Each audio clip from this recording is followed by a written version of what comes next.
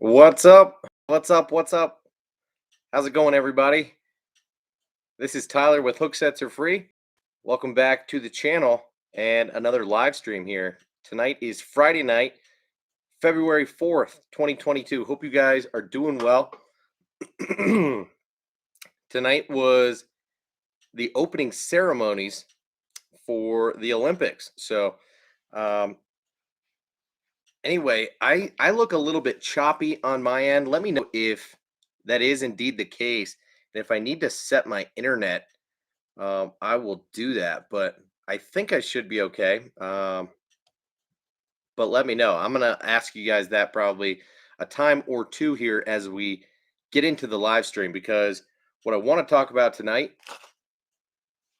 is a pretty specific topic or agenda, I should say, and that is really, in my opinion, five of the easiest ways to catch bass from the bank.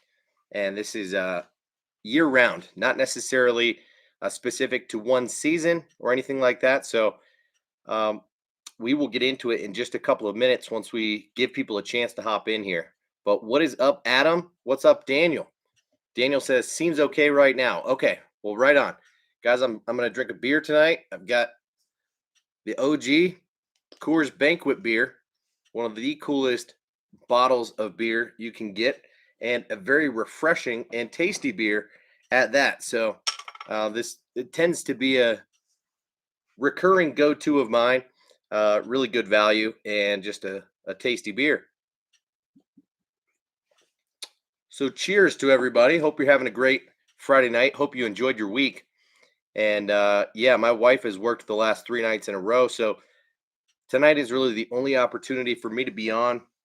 I won't be on tomorrow. I suppose it's possible that I could be on Sunday, but I'm having dinner with some relatives tomorrow night. So what's up, Simon? How you doing tonight, man? Good evening to you as well. Tonight we're going to talk about 5 techniques that I think are arguably the easiest to use for catching fish from the bank and or pond fishing. Oftentimes the two go hand in hand, but there are just as many times where people are fishing from the bank on a lake or a reservoir. And so all of these techniques apply as well. So we will get a little bit into the weeds with all of these techniques. And I look forward to it. So I hope you guys are having a good one and looking forward to the conversation. Also, feel free at any point in time to ask a question or to chime in with any of your own opinions, and we'll just kind of see where the conversation goes. But I did want to come here with a specific topic in mind. So, Matthew Acevedo, what's going on, man? What up? What up? How are you? Ron Holly texted me a minute ago. Knew that I was going live tonight, but I guess I'm a few minutes late. He said he's been twiddling his thumbs too long and couldn't help but put in an order. So he just bought some chatterbaits and some chatterbait trailers, it looks like, and a couple of other soft plastics. So looks like a good purchase there, Ron. I don't know if you're in here just yet, but anyway, I will give people just about, I don't know, 2 or 3 more minutes before we get into the topic at hand. And I will give you a hint, Simon, that the Ned Rig is on the list. So it does make my list of top 5 techniques, and part of that is just my style. You guys know, for the most part, what I like, and so a lot of these are my opinion, not necessarily the all-time most agreed upon easiest ways to catch bass from the bank, but in general, I think there is a good crossover between these. So we shall see how everybody agrees. Megaforce, I forget your first name, man, and I am sorry about that. But you say that you made some football jigs today. That's awesome, dude. What weights? What colors? Um, do tell, because that is cool. Always fun to make your own jigs, you know.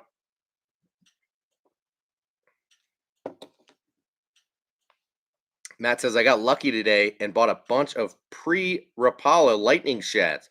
Got 8 for $35 and 2 pogo shads for 20 bucks. Sounds like a good little steal you got there, man. Right on.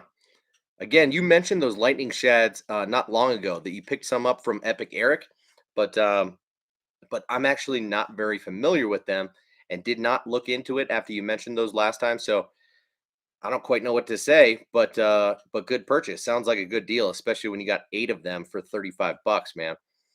Simon says try a beetle spin. Jerk jerk pause. Beetle spin is OG.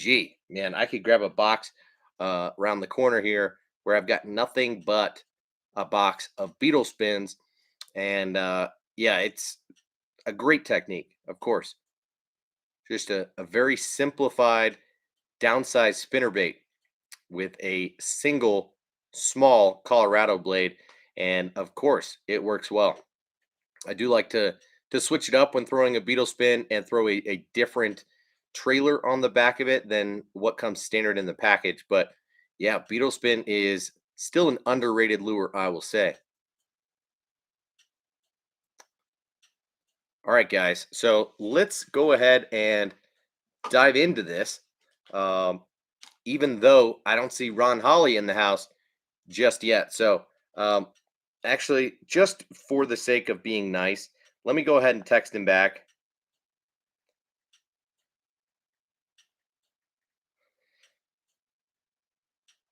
And now get into it. So,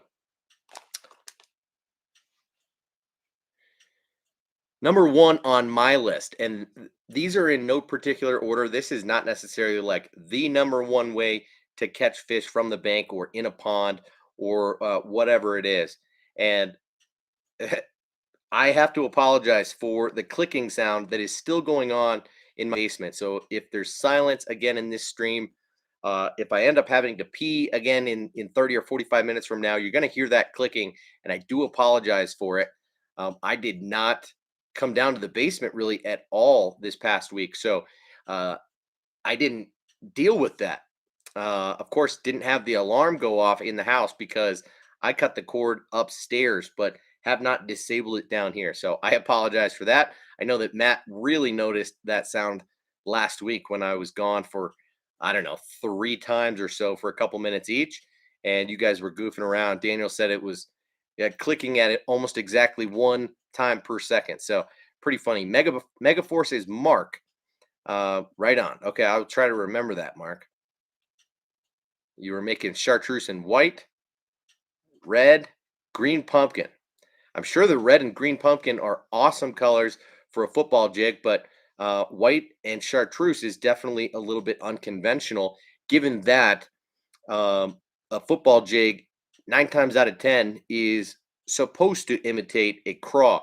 So interesting, but sounds pretty cool. Were you using regular silicone skirting, or were you using rubber or anything else out of the ordinary? Brian says, "Do you own the Berkeley Bluegill soft plastic?" I do not. The Gilly is one that I will pick up here. Oh, in the next couple of months, just for the sake of having it and trying it, especially around the spawn and the bluegill spawn when the bass are extra territorial and definitely aggressive or eating bluegill. So that is a bait that I'm curious about and will try despite all the controversy around it. I don't own it just yet, so I will show it to you guys and talk about it as and when I do get them in my hands. So, Ron Holly in the house. What's up, dude? Okay, guys. Number one on my list is the Chatterbait. Okay, and this is for a few reasons, but let's get into kind of the basic overview and then break down the nitty gritty of what I like to use, how I like to retrieve it. But it should be no surprise to you guys that the Chatterbait is one of my top lures for catching fish from the bank and um, and in ponds as well. So it applies to really all bodies of water when fishing from the bank, and it is the deal for me. You guys know that, and here is the reason why. is really the versatility that a chatterbait brings. It is still a relatively new lure to the market, even though they've been around for 15, pushing 20 years at this point. It's not something that everybody is throwing all the time, and so it's a bait that you can throw year round.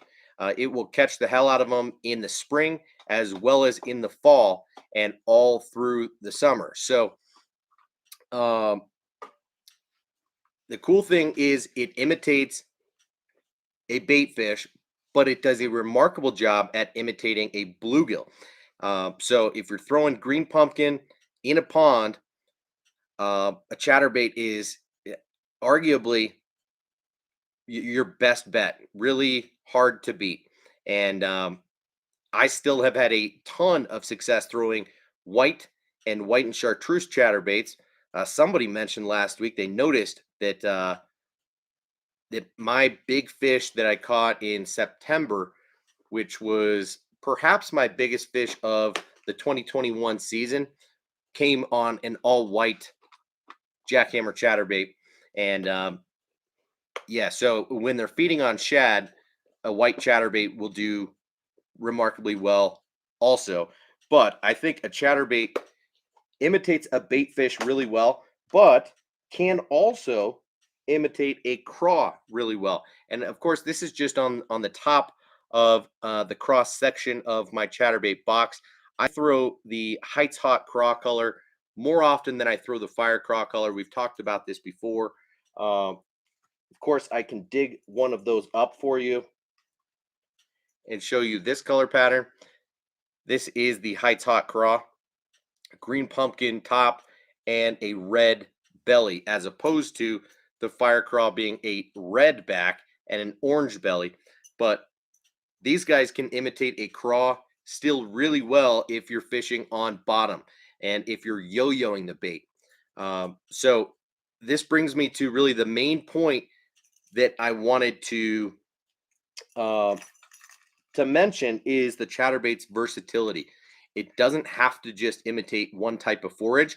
You can fish it so many different ways and in different color patterns or with different trailers on it to be able to imitate a wide variety of forage for a bass. And and I want to say that it's relatively snagless. Of course, there are situations where you ought not throw it as frequently, and that is mostly around wood. But I do think that a chatterbait can replace a lot of different baits, especially hard baits and crankbaits in particular, um, where you can get that vibration, that sound, um, and the action that you'd get out of a crankbait. You can fish them in the same places and and catch the same fish that you would on a crankbait, but on one bait that is a chatterbait. So, as you guys know, a jackhammer chatterbait is my number one, uh, far and away by a long shot. But following that is probably the Thunder Cricket by Strike King, simply because it is uh, about as effective. It starts up just as quickly because of that thin blade, the wide swing of that blade, and the contact that it makes with the head. But it has even a little bit more travel and a quicker and quieter sound. So it's more of like a flat side version of a crankbait compared to a round body that you'd get with the jackhammer and the sound and the action that it puts out. So following the jackhammer chatterbait um,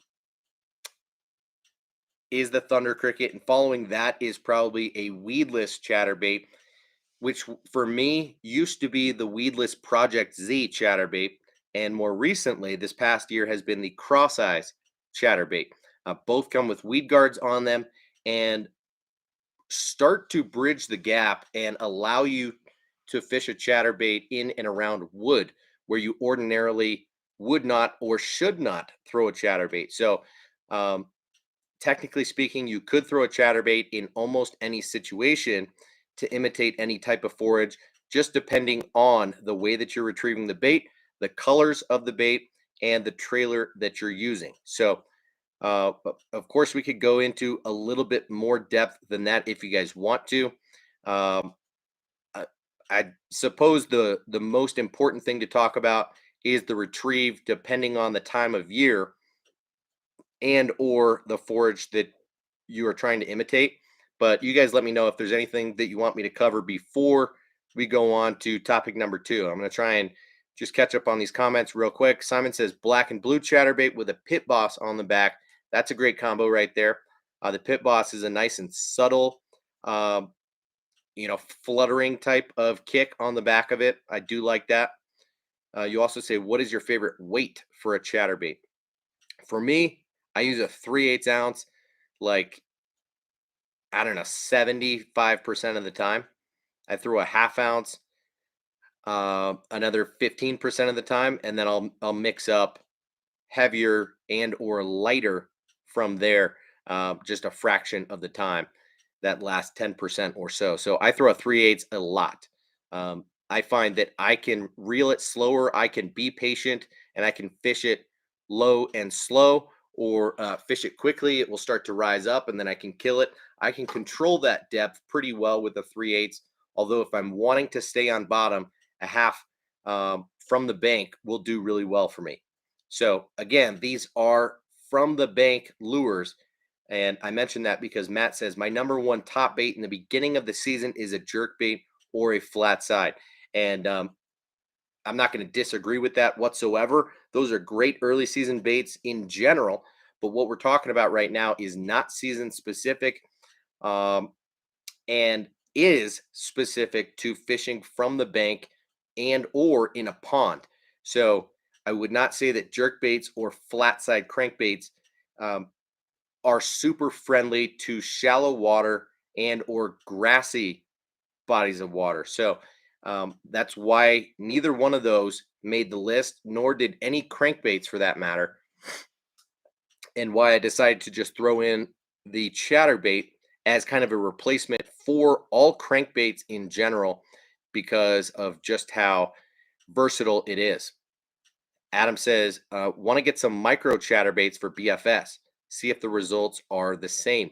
Yeah, I don't know that there's any true micro chatterbaits that are any lighter than like there is a 1/16 ounce in the Z-Man, uh, and I throw it a fair amount, but I do like the 1/8 quite a bit better. I just find that it doesn't rise up out of the water nearly as much as that 1/16. And what is that bait called? It comes skirtless. It is just a jig head with like a size 1 or 1/0 hook on it, really small, and and a single hook on it. It's got a really small blade. I I carry maybe a half a dozen or more of them on me at all times, but like I said, I like to throw that 1/8 quite a bit more than the 1/16, simply because the 1/16, uh, you do have to be very patient and reel it very slowly to keep it down. It wants to rise and then come up out of the water. And for me, that's a problem. Um, Mark says, depending on where you're at, the crazy colors can make it happen. I totally agree with that on those football jigs. So, no hate by any means. I'm not saying you shouldn't make or throw those because they will work, especially depending on how you're working the bait. But yeah, it's just unconventional. So, Matt says, I'm going to try chatterbait this because I didn't get bites on them like I did on cranks for some reason. It can't be pressure because these fish aren't seeing many chatterbaits. Well, yeah, my guess is that it has something to do with the way that you're retrieving the bait. And I will say, you have to mix up your retrieve a significant amount.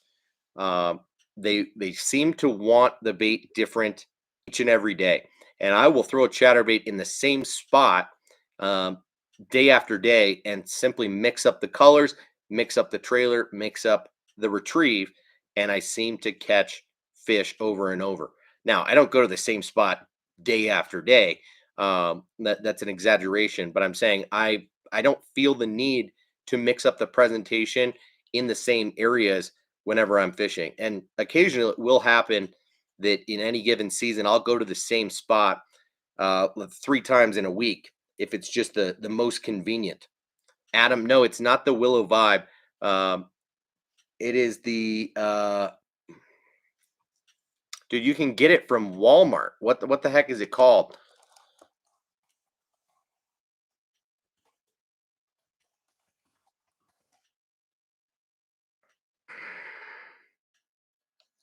It's called the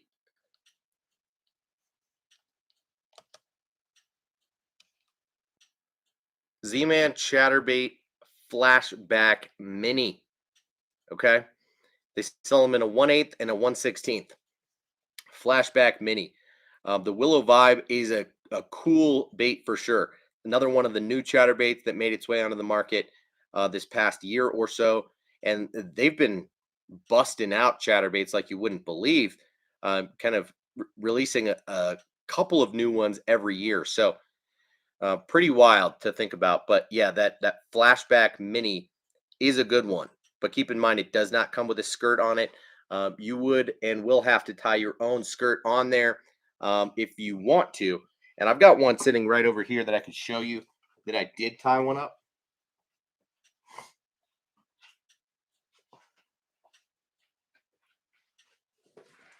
So I will most frequently throw this thing naked, but occasionally I will tweak it and like here's one that this is a 1/8 ounce and this is a 3. What size is the baby Z2 from Strike King? Something like a 3.25 inch, or I guess it could be 3.75. But as you'll see, it does not cover a ton. I mean, this is a small hook on here. And so, like I said, a 1/16 is rather light. And the hook might be even just a tad bit smaller. Maybe this is a 1/0 and the 1/16 has a size 1. But you do have to throw a small trailer on these in right in the ballpark of 3 inches. If you're throwing a fluke style bait like this, where the tail really doesn't add much profile at all, you can go as long as this right here at like 3 3/4. So, yeah, Flashback Mini is a good one for sure.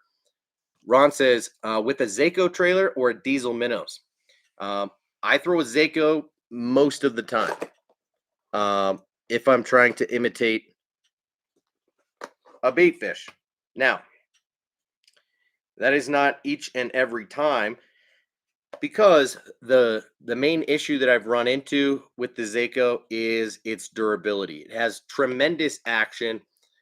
In my opinion, even a little bit better and more consistent than, say, the Razor Shads from Z-Man.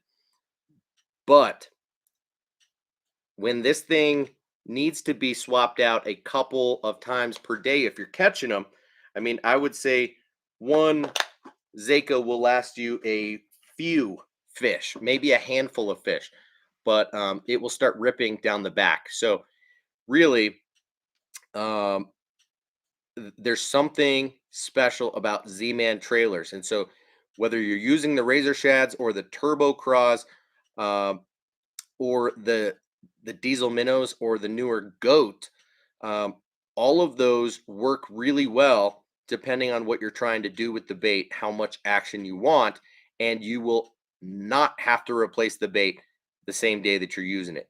And that is pretty priceless to have in hand. So I have started to go a little bit more Z-Man heavy when I'm really not trying to carry as much on me and don't want to bring, a box or multiple bags of chatterbait trailers.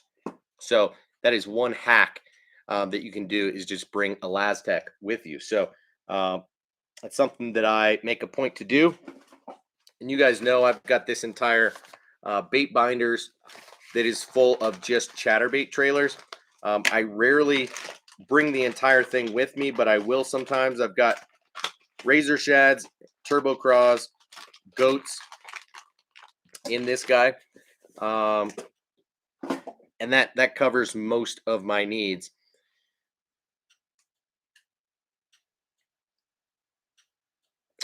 Ben says not season specific, and in a pond. What, did I miss something? No, not season specific and in a pond. There is only, it's the Z-Man TRD Ned period. Um, that does make my list. Okay, we're going to talk about the Ned Rig here in a little bit. So if you want to hang tight, um, I'll give you a hint. The Ned Rig is number 4 on this list out of 5. So it might be a little while till we talk about it, but the Ned Rig is on my list. Okay.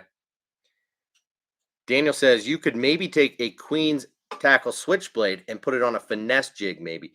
Yes, you could. You certainly could. Of course, with the Queen tackle switchblade, you do need to have a vertical line tie to be able to put this thing on. Okay. Here is the Queen tackle switchblade. And so you loosen these guys up. This piece of metal then swings over. You can just slide your jig right through and then close it back over and tighten these bad boys down. And there you've got a chatterbait. So you do need a vertical line tie to be able to make a chatterbait. But, this is a 1/4 ounce swim jig from Strike King, and you can definitely do it with stuff that's lighter than that. So, would I consider doing it with something lighter? Absolutely. What about trying it with like the new Z-Man football Neds that have a vertical line tie? This is a football Ned head, and you could throw it on a standard Ned head and go real light, but at that point, you're probably going to have a blade that is too big for the jig head and the hook, and that's going to affect the action for sure. So, there's a reason that as you look at the smaller chatterbaits that Z-Man makes, that they have smaller blades on them. Proportions are kind of necessary. So Queen Tackle only makes a regular size and a large size blade, and you got to keep that in mind. Daniel, you're absolutely right. The rod can make a big difference in how a chatterbait acts in the water. So for a while, I was really throwing a medium heavy fast action rod, and once I switched over to a medium heavy moderate fast that was a little bit longer, that made all the difference in being able to maintain contact with the bait, control it better throughout the retrieve, and then feel like I could not only set the hook, but keep fish pinned a bit better than on a straight medium heavy. That said, it's not crucial, but you will notice a difference the second you start to do that. I think anything lighter than a medium heavy is tricky because you'll have better feel, but a medium power rod might not be enough to really set the hook with most chatterbaits, which tend to have medium wire hooks at the least, sometimes heavier than that.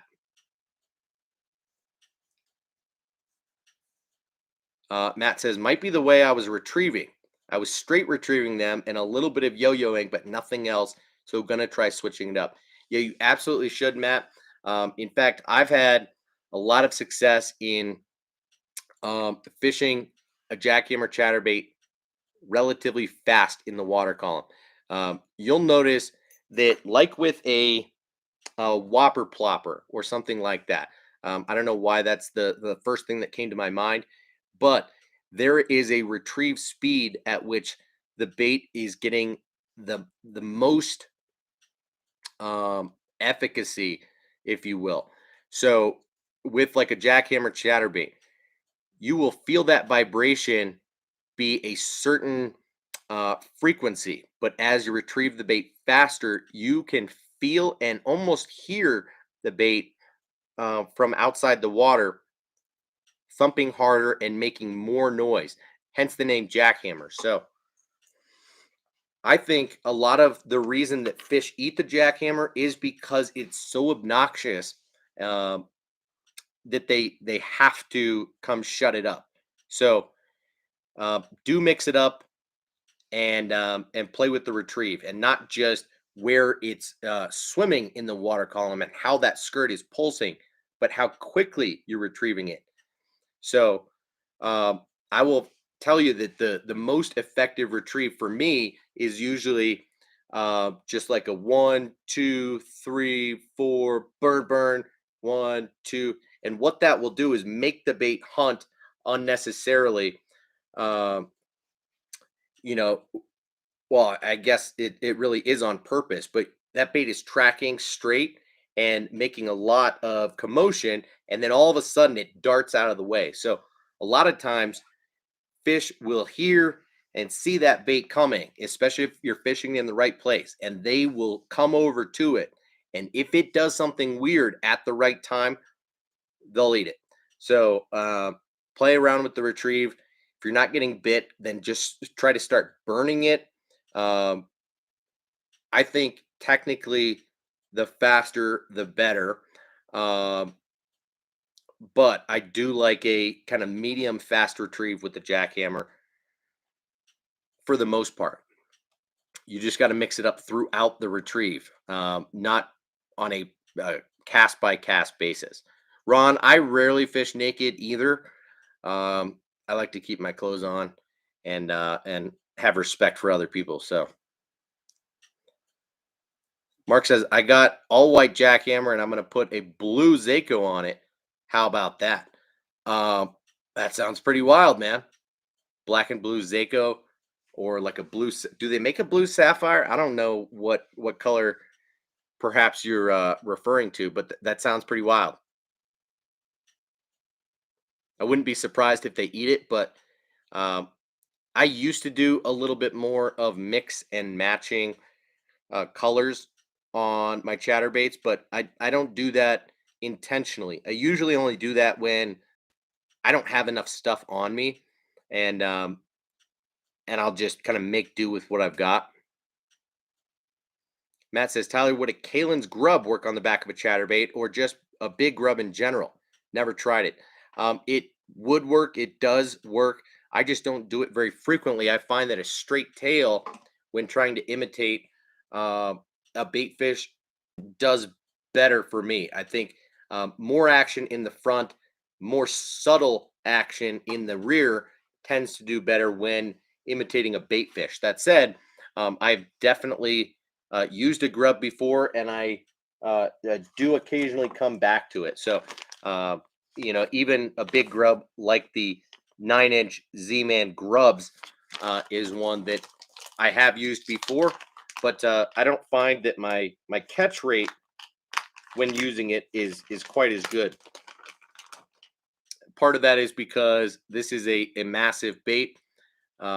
It's probably 4 inches of body, and then it makes it a little too easy for fish to grab the tail and not wolf the entire bait. So just keep that in mind. Of course, I think creativity is awesome, and I like thinking outside the box. So good for you, man. Never a bad idea. Ben says there is a time-tested classic that I caught my first bass on over 45 years ago. The beetle spin catches all species from the shore in ponds for over half a century. It's caught probably more fish. Um, yeah, no, I don't disagree with that. But your next comment saying I think the jackhammer for the money is highly overrated, and I just have to agree to disagree with you on that, man. They are expensive, but you can find them discounted, especially if you fish or if you shop at the right places. You can get them for $12 a pop. You don't have to shop at a local tackle store and spend $17 to $20 a pop on them, and they do outperform other chatterbaits on the market for multiple reasons. I've talked about this before, and we're not going to go all the way down that rabbit hole right now, but it comes down to uh, the components on this thing, from the hook to the skirt, the paint jobs, the blade, and the connection of the head with the blade, and the sound that it puts out. That combination of the connection and the actual material, and just how thin the blade is, puts out a ruckus. And I rarely lose them. I lose a couple per year, and I catch hundreds and hundreds of fish on them every single year. So it is more than worth the price, in my opinion. But that's just me. You say the jackhammer annoys the heck out of bass. That's why they strike it and want to make it stop. Yep, I agree. I just said that a couple minutes ago. I'm with you there. Adam says, keep an eye out at Dick's Sporting Goods. They were selling cross-sized chatterbaits for $7.99. Buy 5, get 5 free. Wow, that's a great deal. So you could get them for $4 a pop if you buy 10 of them. Wow, that is a hell of a deal. It's a good chatterbait, well made. I'm a big fan of it, and for that price, you might as well, dude. Matt says it might not be in everyone's budget, but a small glide like the Ice Slide 135 can be deadly in ponds. I've caught a ton of fish last year in very small lakes, but all good sized fish. And the Depth Sweet Killer got smashed. Well, I don't disagree with you there. Those are good baits, but are definitely out of a lot of people's price range. So, um, yeah, it is what it is. Lucido Mafia, hey, appreciate you, man. Um, Respect to you in Japan. Thank you very much for hanging out in here. We're going to move on to topic number 2 in 1 second here, because I think I'm just about caught up on the comments. Matt says, yeah, I need to get a jackhammer just to try it because I've also been using the original, not the better ones. Or do you think it doesn't matter? No, it definitely does matter. And hit me up, Matt. I will send you a jackhammer because you need it. I'm not going to send you 3 or 4 of them, but I will send you one that is unused. And man, I want you to give it a try. Okay, we can talk offline about retrieve speed and everything like that, just so that you know that you're giving yourself the best chance to catch fish and not lose the bait. But yeah, you got to have it. I know I don't have to do that, man. You guys know by now that I try to be generous when I can. So I'm just offering. If you don't want it, you don't have to take me up on it. But it's no pressure, man. Adam says Z-Man makes their version of a Zako. Can't remember the name, but the deal is awesome. Yeah, it's called the Razor Shads. I talked about that already.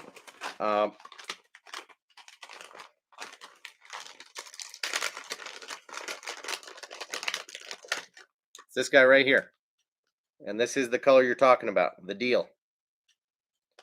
Nice little green pumpkin back, pearl belly with some iridescence of blue and some sparkle in there.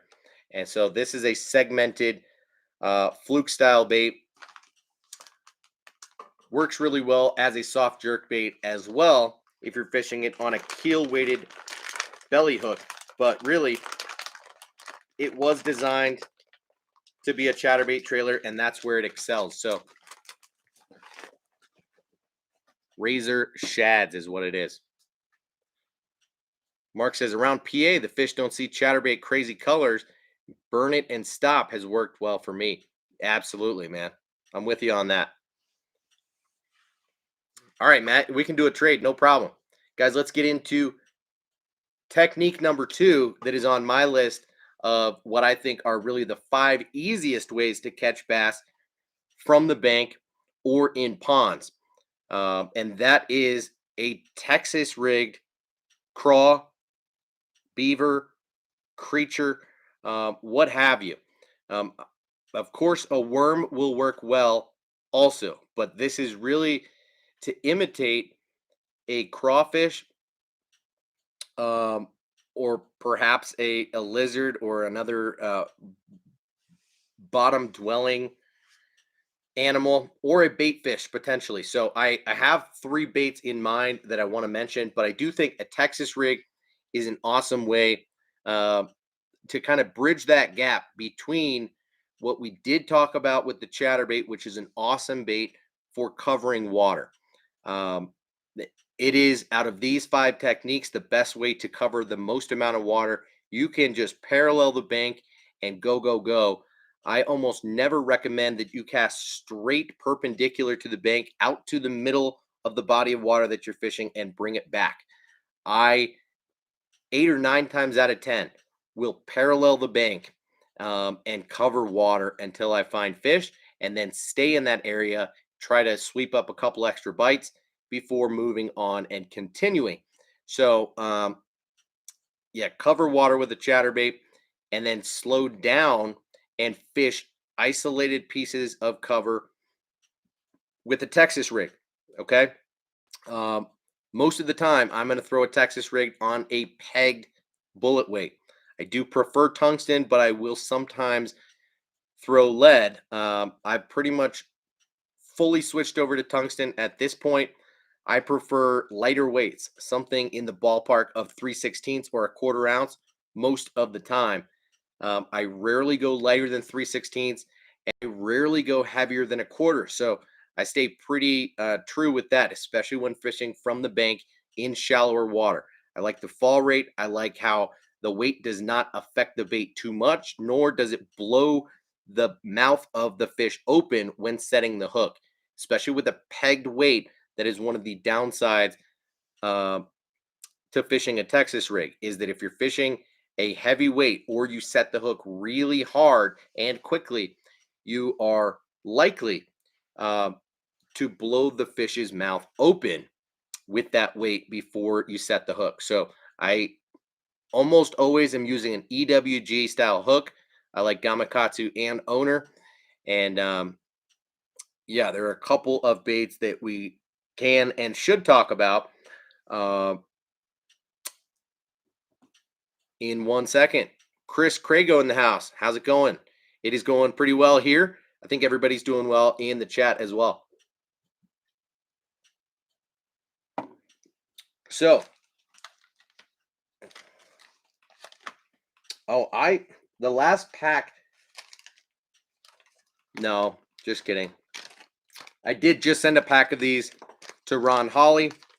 But I want to talk about these. I want to talk about 2 other baits. So 3 in particular that I'm going to mention, but the list is truly endless.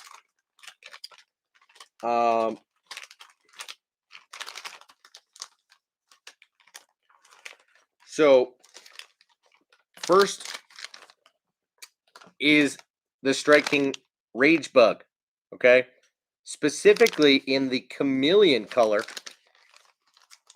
Doesn't have to be the chameleon color by any means, but there's just something super, super awesome about this color pattern. Okay, check this thing out. Here is the top of the bait. You get this wild blue with some like watermelon red. You can see the eyes are up on this side. So this is the top of the bait. On the bottom, you get this peanut butter, brown, natural craw, and there is some variation from bait to bait. These do not pour perfectly consistent every time. So sometimes you'll get more of just like a straight watermelon. It's even a brighter green than watermelon on the top, and then you'll get like a swirl of that blue and brown on the bottom. But chameleon is a wicked color, and the rage bug for me has a really good scent, a really good profile, and just a perfectly middle type of action. It's not nearly as aggressive as, say, the Rage Craw, and it's not as subtle as like the Menace Grub. But for me, the profile of the Rage Bug beats either of those other baits uh, by a while, because this is a beaver style bait. It is flat in nature and it is a thinner profile. So I think it's easier to fish in multiple ways. I think it's easier for fish to eat, um, and for it to collapse on the hook set. Now, those other two baits that I just mentioned in the Rage Craw and the Menace Grub are awesome baits too. I like the Menace Grub for multiple types of applications. I think it makes a really good trailer on a swim jig and a chatterbait. Also, a really good Texas rig bait, which is why the next bait that I want to mention is the Z-Man Goat.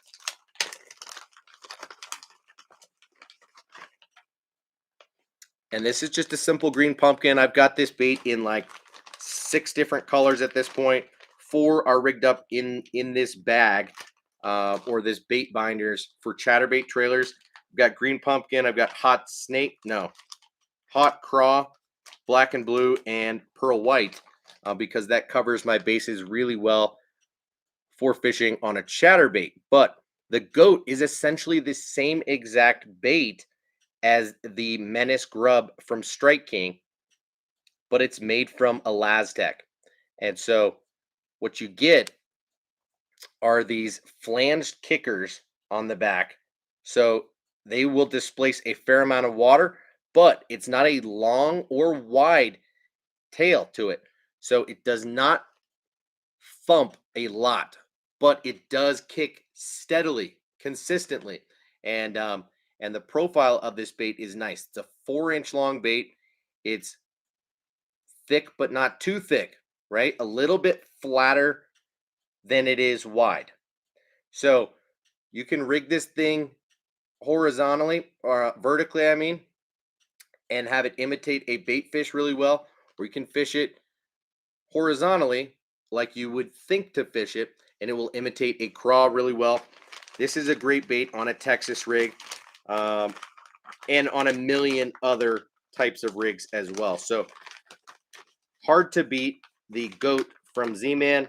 And in my opinion, for the same reason that I mentioned using a Z-Man Elastec over, say, the Yamamoto Seiko, is why I will use the goat more than I use that Menace Grub these days. Now, that said, you guys know that I absolutely love the Menace Grub, to the point where I have a box of nothing but Menace Grubs, in 6 different colors that I used to bring with me everywhere I went.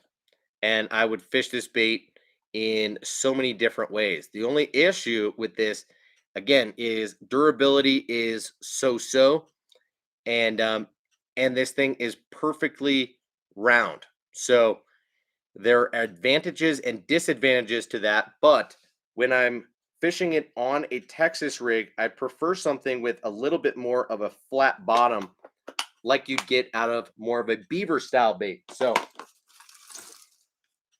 that Rage Bug is kind of my number one, and then that more subtle version of it, the Menace Grub, or more recently the Z-Man Goat, is kind of my next one that I'd go to. And then thirdly, this is a little bit more off the wall, but I gotta say, the Geek Crack Bellows Gill, and specifically, I think the 3.8-inch size is kind of the best bang for the buck, and also super effective without being overpowering. You're still going to get a lot of bites, but you're going to get much better quality than what you'd get out of the smaller size, which is a 2.8-inch. So this is a really cool bait that that a lot of people have caught on to in the mainstream bass fishing world over the last 2 seasons. But I will just tell you right now, there is no way that the average fisherman at the bodies of water that you are fishing is using the Bellows Gill. So if you don't already have and use that bait, you need to get it. You need to use it. So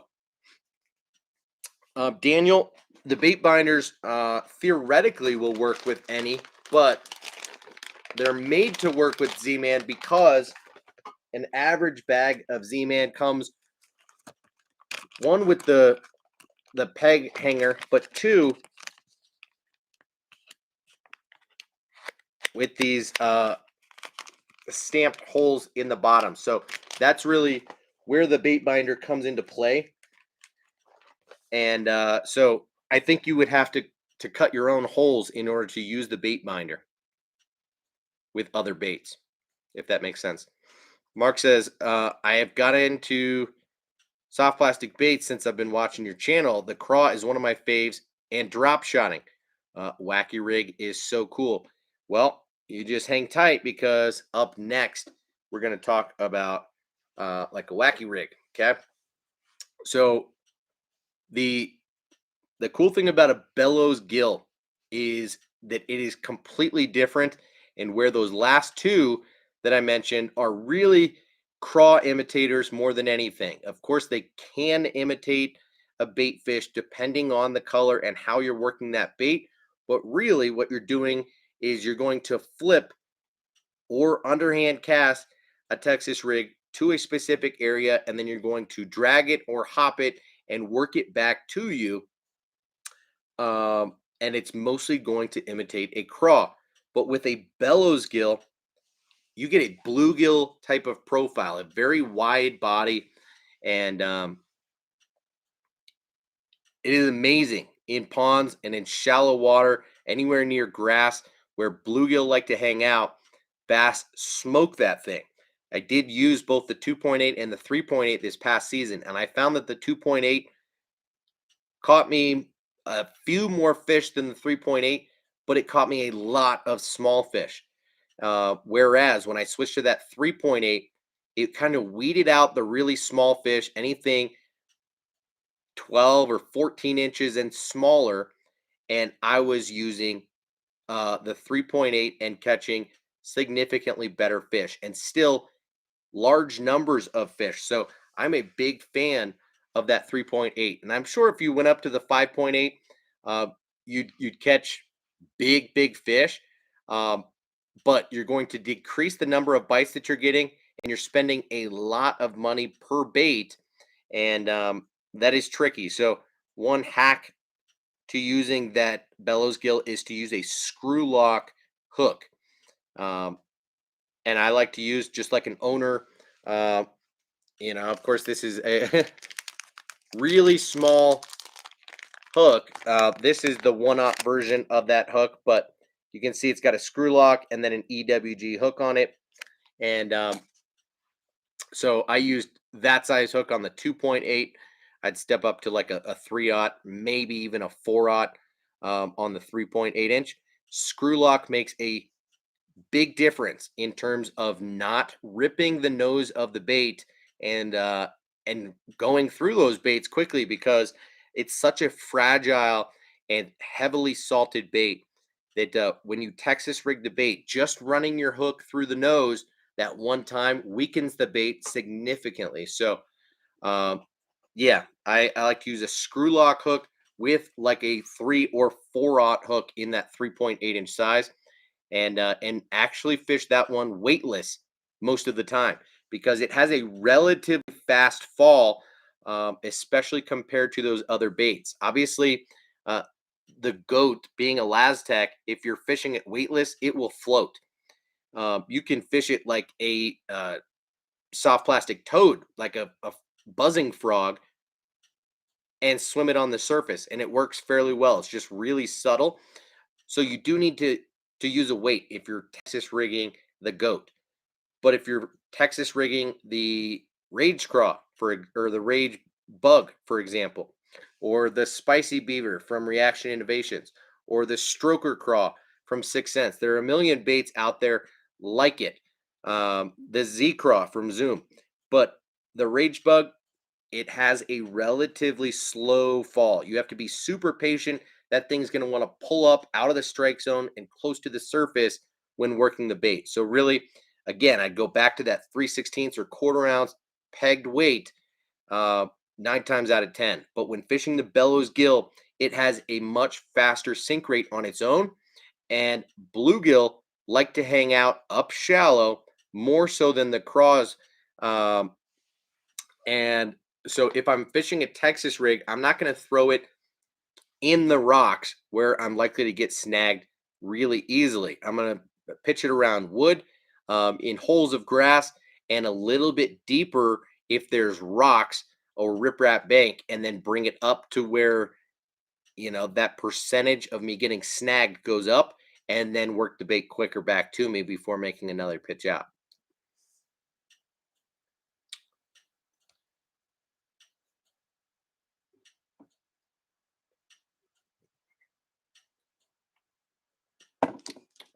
Daniel says, I'm trying to decide on a better method of organizing my plastics I carry with me. Yeah, that's kind of a tough problem to deal with, especially if you're fishing from the bank. So, uh, still one of the most effective ways for me is using like quart-sized Ziploc bags, because in them I can fit probably 8 or 10 bags of soft plastics, and it doesn't take up much more room than this, right? Keeps them nice and tight and organized, and I can bring a couple of those with me, plus 3 or 4 um 3600 size boxes, maybe 2 3700 size boxes, and be good to go. But this year I'm gonna try out using the bag from 6 cents, and see how this goes. This is obviously significantly bigger, but inside this thing I can probably fit 15 or 20 bags. It's just going to take up a little bit more room in my bag. So um, yeah, that's a tough issue that I think we all deal with. It helps to have a compartment in your bag where you're only using soft plastics, and also as much as possible to really not overpack your bag, because then it just makes it difficult to get to things. Matt says, I got the Kasumi Bone Doctors to try this year. They look great. Their plastic is actually pretty tough. Seems different than regular plastisol. What the heck is the Kasumi Bone Doctors, dude? Justin No Diggity. What's up, dude? You'd like to sincerely apologize for not being in here the last few streams. Things have been hectic between getting a puppy and doing automotive work. No problem, dude. No problem at all. You said you recently picked up a bunch of Rapala jerk baits and your Strike King Red Eye Shad. Wow, first Red Eye Shad, huh? Um, I think you're going to like that bait. It is one of the best lipless crankbaits on the market, especially for fishing in shallow water. And yeah, it's awesome. We're not talking about lipless crankbaits in this stream right now. We still have 3 more techniques to get to, and we're going to switch topic right now, over to the just the old soft plastic stick bait, the Senko style bait. Okay, and I say Senko style bait because um, the Senko from Yamamoto is what started the trend, but um, and a lot of people would argue that it's the industry standard. It is a must-have bait. I am not necessarily in that camp, and there are a couple of reasons for it. One, I don't like to use the technique very often. It is kind of a last resort thing for me, and I will only throw a soft plastic stick bait when I need to. But I will come around to it from time to time. So I'm sorry. Let me catch up on these comments real quick. Um, Daniel says, "Was that the owner twist lock flipping hook?" No, it's not. I can get back to you with what that hook is called. I apologize. That one didn't have the insert in it because I had it rolled up super tight to fit into a small compartment of my terminal tackle box. And so I had to take out the paper that was in there. I forget what that hook is called, but I can let you know another time. Um, Ray is in the house. What's up, dude? Do I have any Strax? What are streaks or slim swims? Um, Yes, I do. Um, I don't fish the streaks as much as I fish the Strike King Z2 and the baby Z2. I think the baby Z2 is a highly underrated bait, and one that I will recommend to the end of time. But when talking about fluke style baits, I throw the Strike King Z2 a lot more than I throw the streaks from Z-Man. Um, I don't know why exactly. The streaks is really a saltwater specific bait. Most of them come scented already, and I like the fact that the Z2 has a little bit of salt in it, so you can work that thing subsurface just a little bit easier than you can with the streaks. Um, at least in my opinion. I don't know. I might be wrong about that. The slim swims I do have and will occasionally throw on this tiny little flashback mini chatterbait. So this is the baby Z2 that I was just talking about. It's just a 3.5 inch soft plastic fluke style bait made from Elastec. The Z2 and the Zero, which is a stick bait, are made by Z-Man for Strike King, but they're Elastec baits with a little bit of salt in them. So by stretching out the bait, you can get the salt to come out of these things, and it will affect the buoyancy and the action of these things, and they're awesome. So check those out. The Slim Swims is just a tiny little 3-inch swim bait. I like the Z-Man minnows in the 3-inch more than I like the Slim Swims, simply because of the profile, and I find that the action is about as good or better. So yeah, I like that 3-inch minnows better than the Slim Swims. The Spunk Shads I do not have yet, but am definitely going to be getting. The Mini Max, I would recommend getting the baby goats from Z-Man. Um, this is an underrated bait for sure.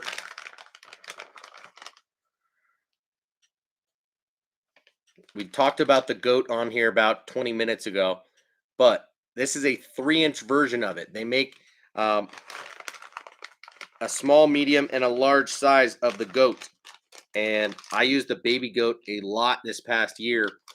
And yeah, I think it will be perfect on that Mini Max. So I do recommend it. And there's a bunch of others that we could talk about. But uh, yeah, I would look into using the baby Z2, see if that fits. Uh, Bruce Nichols in the house. What's up, bro? How you doing? Daniel says the twist lock light or the twist lock open gap. Um, yeah, I'm not 100% sure. I wish I could tell you off the top of my head, or by you mentioning a couple versions of those hooks. It's not totally going to ring a bell right now. So no problem. Bruce says I never got an alert for you going live. Just realized my phone is in the car. Has been for about 9 hours. Well, my bad, dude.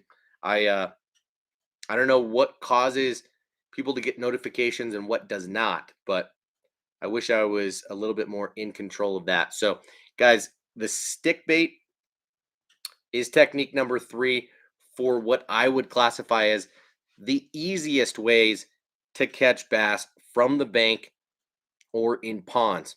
And obviously, there are two main ways to rig this bait, especially when it's weightless. So, weightless on a wacky rig, you're going to want to use an O ring around the center of this guy, and then to thread your wacky style hook through the middle under that O ring so that you're barely piercing the actual plastic of the bait and you're hooked around the O ring itself so that you are less likely to lose baits. If you did not use an O ring, that hook is just going to tear through the plastic and you're going to lose the plastic in the water and have to go to another one. So, as I said, the Yamamoto Senko is really the industry standard for the soft plastic stick bait because of its salt content, the action that it has on the fall with that quiver. Um, it is just fantastic. It has a medium fast fall rate.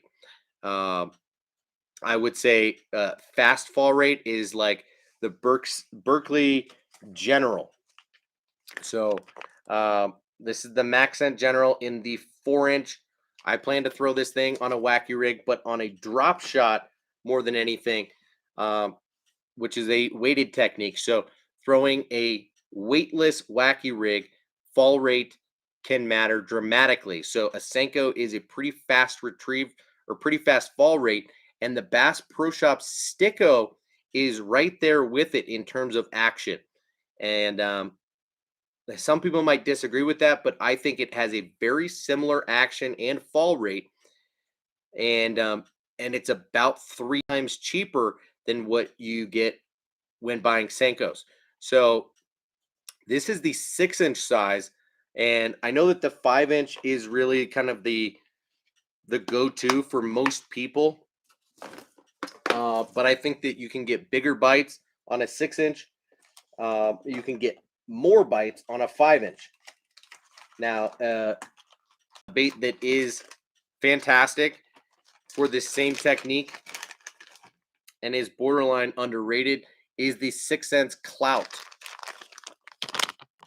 This is a 5.4-inch soft plastic stick bait, and it's got these cool, diamond pattern ribs to it, and it has a nice subtle action. It's a much thinner soft plastic stick bait to it, and it is tapered. It's a little fatter in the head section than it is in the tail, but also a really good stick bait for a good price. You pay like $5 a bag for these, and the Senko, it gets more expensive as you size up. So this Clout only comes in the 5.4-inch size, so you get what you get.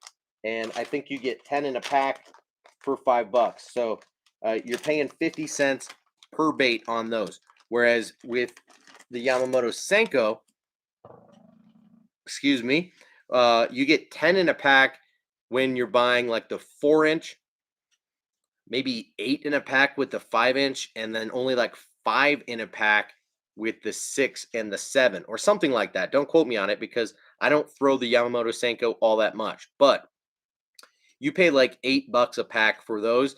So as you go up to the larger sizes, you're paying over $1 per bait on those, and you're going to lose them frequently. They're going to wear out quickly. So that is a problem. So I prefer to go with slightly cheaper soft plastic stick baits that also have a great action.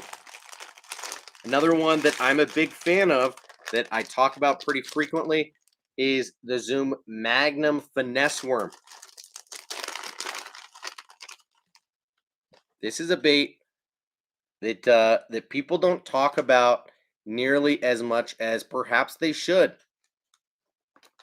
This is not a color that I throw all that often in red bug.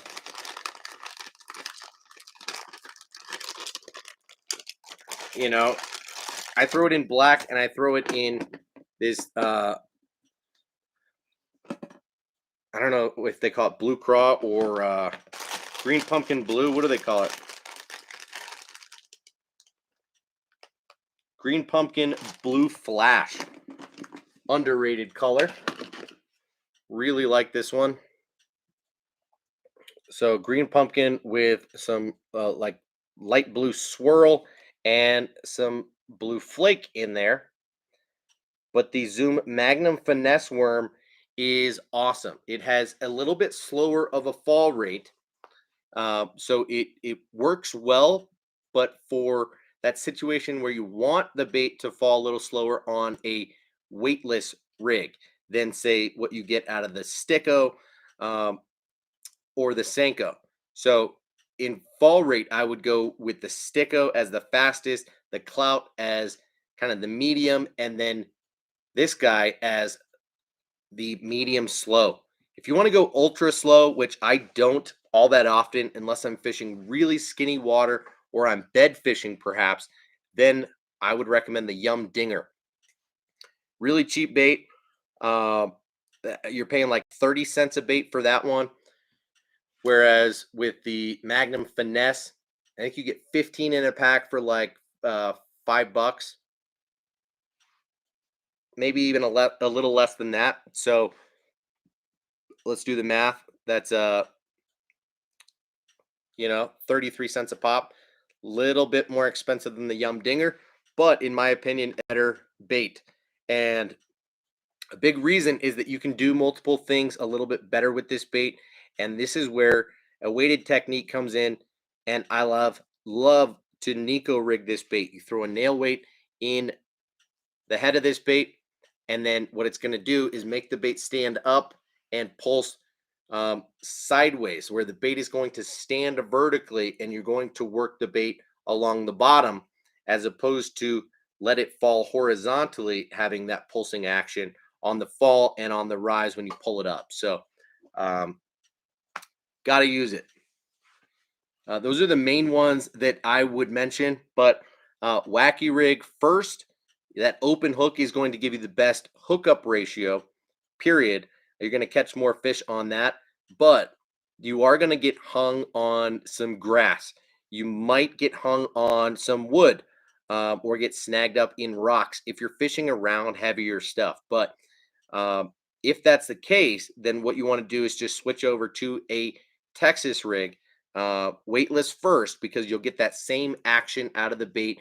You get that horizontal fall, that pulsing out of the bait, just with a slightly lower hookup ratio than you'll get out of a Wacky Rig with that exposed hook. So after that, I'd say a drop shot and a Nico rig are probably the best ways to throw a soft plastic stick bait, in my opinion. But since we're kind of headed there, let's just skip right over to number 4 on the list, and that is the Ned Rig.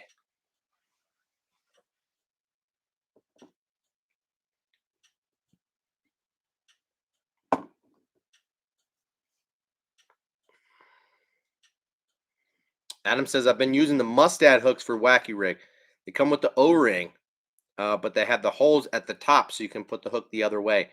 Yeah, those look pretty cool. By hooks, you mean O-rings? I thought those were called the VMC crossover O-rings, and they're expensive, but a cool concept. The other way to get around that is that if you do not want to rig your wacky hook so that it's in line with the bait, what you can do is put a second O-ring on here and cross it over so that they're crisscrossed, and then you can more easily rig that thing perpendicular to the bait, where then it's more likely to set in the roof of the mouth instead of the side. So it's a kind of an innovative concept on something that people have already been doing on their own with multiple O-rings, but it's cool nonetheless. Bruce says, I picked up an LFS 6.8 lefty today for crankbaits and jerkbaits. I didn't know that they made the LFS reels in a 6-speed, unless it's the KVD. Now, honestly, most loose reels come in a 7-speed, and that's it. KVD going to lose really got them to start going out of their comfort zone and make more mainstream reels in a 6, 7, and 8 speed. So interesting. Daniel says, have you checked out the Arsenal style Wacky Rig rings? No, I have not. Ray says, I've been through all of them in the last 3 years, it seems. If I really want to catch a bass, Yamamoto it is for sure. Weak, yes, but just works better for me. And, I think a lot of people would agree with that, and I'm not going to disagree with it. Again, the main reason for me not using Yamamoto is that I just don't throw a stick bait all that often, um, especially on a wacky rig or a weightless Texas rig. I just find it a bit boring. I know that it is one of the most fish catchingest techniques out there, and that's why it makes the list for me. But it's not one of my favorites. This is a um, opinion list for me of what catches the most fish um, uh, in general, not what I catch the most fish on. So, hope that makes sense. We're going to talk about the Ned rig now. You guys ready?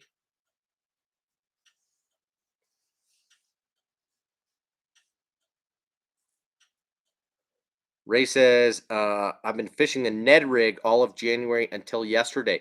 Hot snakes color and the bright chartreuse green pumpkin ugly color that B-Lat likes. Copper truce, man. I like that color too. It's a good one.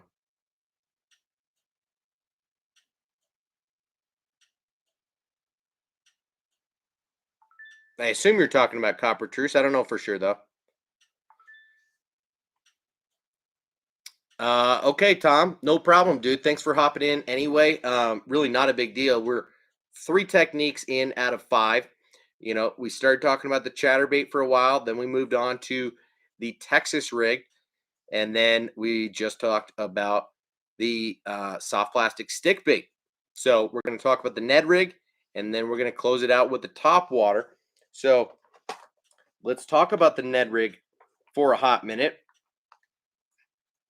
Um, Most people associate the Ned rig with a super finessey way of fishing, and it really is for the most part.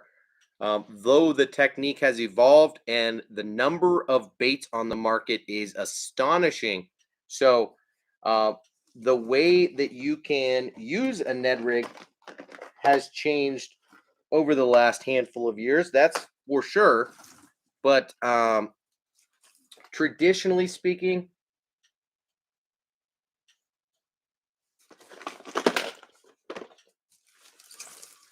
traditionally speaking, the Ned rig is um, meant to be just a simple. Of course, I've only got weedless one sitting right here in front of me, but a mushroom style jig head with a small, relatively light wire hook and a do nothing, roughly 2.5 or 3 inch soft plastic stick bait. It is a very simple technique, generally referred to as a do nothing technique. And Ned Cady, the guy who really popularized the technique out of the Midwest, he lives in Kansas and he fishes the Ned rig from a float tube in water that's anywhere from 5 to 20 feet deep. So he finds that using a lightweight jig head, a small hook, and usually a more buoyant soft plastic, but not always, is the deal with a Ned rig. And he uses it really as a do nothing presentation. He will cast it out and let the thing fall. And the action on the fall with that light weight, depending on the bait that you're using behind it, does all the work for you. And he finds that a large portion of the bites that he gets are on the fall.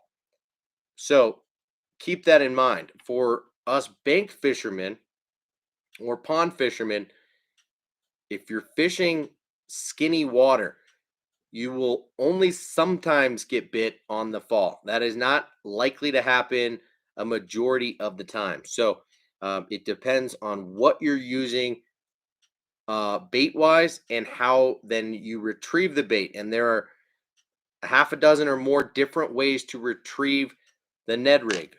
But one comment that I've already seen and that I want to mention pretty quickly is that a big thing for bank fishermen and pond fishermen when you think about uh, grass and rocks that you could and would get hung up on, as well as just wood, brush, laydowns, things like that, that you might not know where they're located, you are going to lose a ton of Ned Rig heads. So going to a weedless version, and I don't have my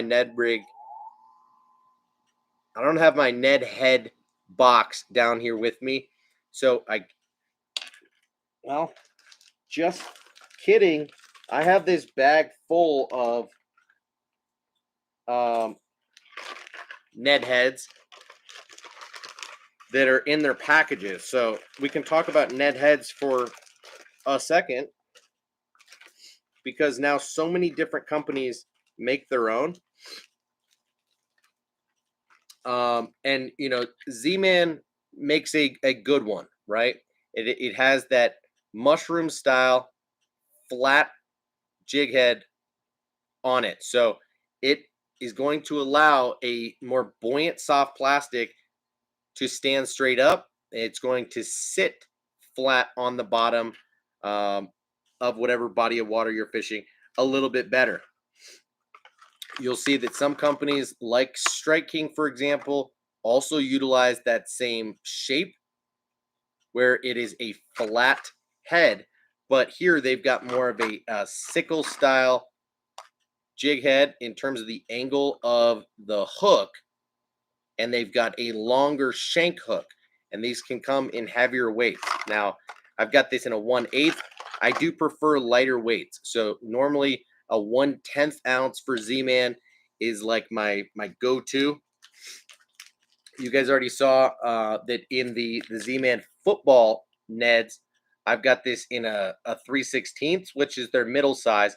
They do make it in a 1/8, which theoretically maybe I should have gotten, but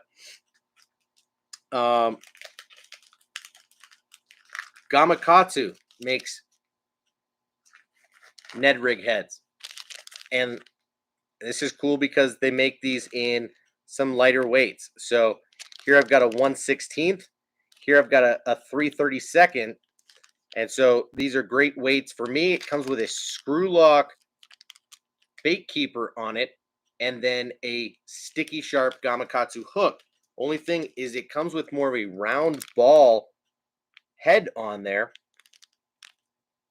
And so this is going to be a little bit more technique specific in how I retrieve the bait there. I'm more likely to use a bait that is not Elastec so that I can rig it on easier, and I'm going to lose fewer baits. But I'm also going to use a bait that I am making less contact with the bottom or dead sticking less frequently, and working on more of a hop style retrieve or a swim style retrieve, something where I'm moving it a little bit quicker. Z-Man does make some other heads like the Pro Shrooms, which comes with a heavier gauge hook on it and in some heavier weights. But I'm not a huge fan of that. I just don't find that it's necessary. I generally prefer a lighter wire hook. The Owner Blockhead is a great Ned Rig head. Okay, these come with a little bit more of a flat traditional mushroom style jig head. Not as flat as the Z-Man or Strike King ones, but definitely not as round as that Gamakatsu one. And they make these in a slightly larger hook. This is a 1/0 hook on a 1/8 ounce jig head. It's got a good bait keeper, awesome hook on there. Big fan of the Owner Blockhead if you're going to use a slightly larger bait. And then a point that you guys have made that I will drive home as a huge factor for bank fishermen and pond fishermen is using a weedless head.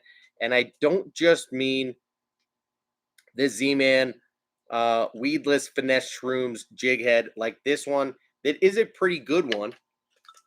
But what I do mean is something like the the lifted jigs Ned EWG.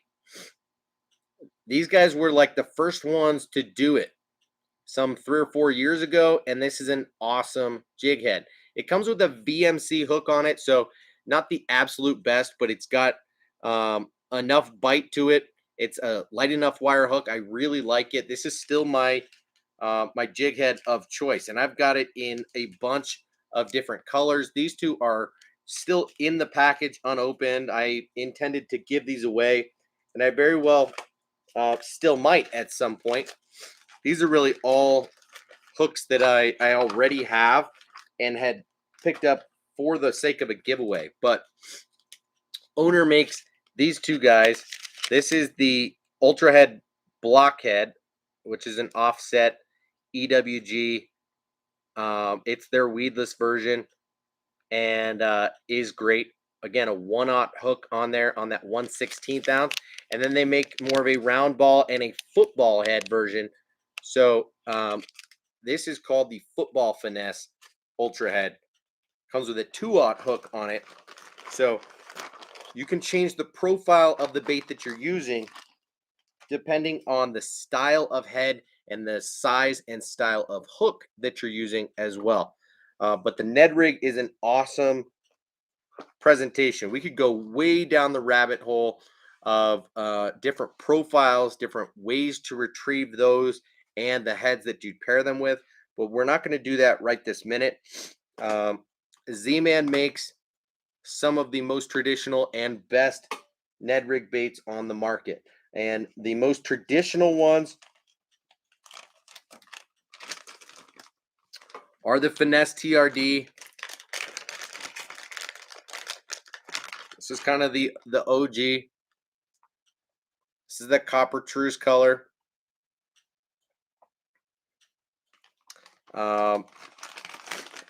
I carry the Finesse TRD in like, I don't know, a half a dozen or more different colors. The TRD Ticklers is awesome. It's just a little bit shorter of a bait, but has tube-like tentacles on the tail. Just 4 tentacles, and it's a solid body. Now, they do make a TRD Tubes, which is a hollow body bait. They make a TRD Claws, a TRD Bugs. All are great baits and ones that I do recommend and that I do use in different situations.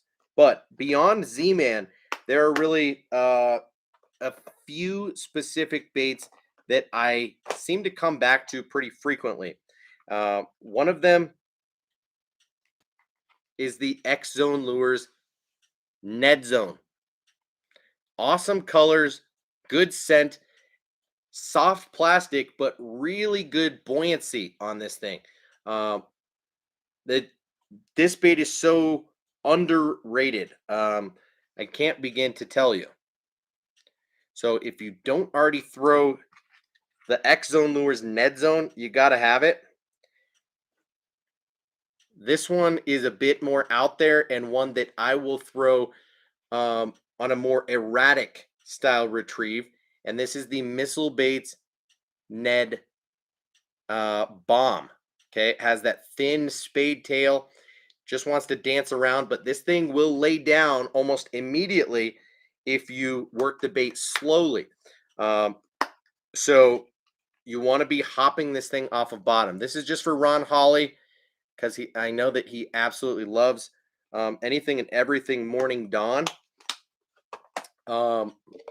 Hang on for me and my Thunder mug. I'll be back in about 30 seconds while I just step over here and pee. Try not to make too much noise.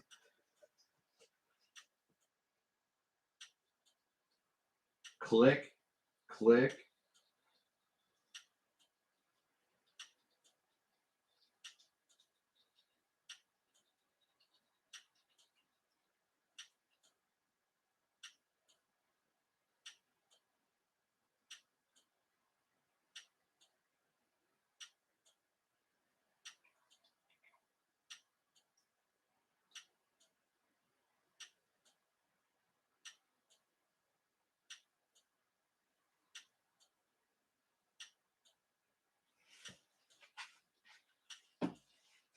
That wasn't too bad.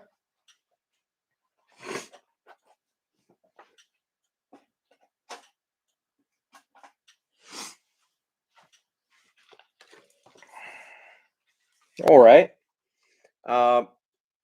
So let's go. Morning Dawn Thunder Mug. That's right, Ron. Show you some Morning Dawn and then tell you that I gotta go pee. So these last two baits that I just mentioned are so cool because of those three things: the colors that they make, the scent on them, the quality of the plastic, and the consistency of the pour, and then the action that they have. So these hit opposite ends of the spectrum in terms of action. The Ned Zone from X Zone is one that you're going to dead stick and fish on a slower retrieve because it stands straight up just like a Z-Man. Great buoyancy on those guys.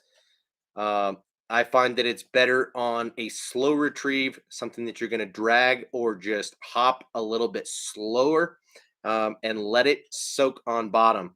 Whereas that Ned bomb is going to lay over and it's just going to look like trash when you let it sit on bottom. So, really, as you're hopping it more aggressively, that thing's going to dart around instead of just come back in a straight line. Much more erratic, and I definitely do recommend it.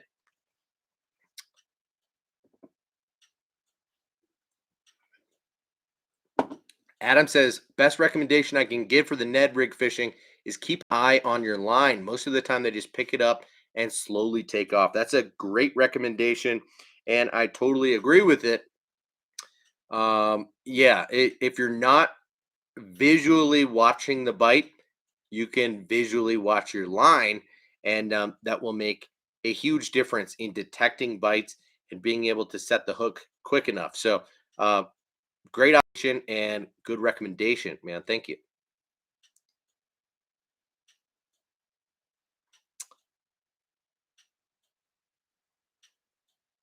What Ray says, I will say using the Ned rig all year this year has finally got me to learn the FG knot. I've always used uni to uni.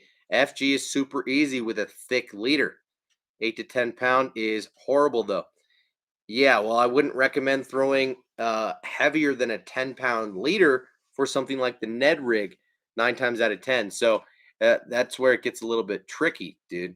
Um, I don't tie the FG knot all that frequently. I learned a couple years ago.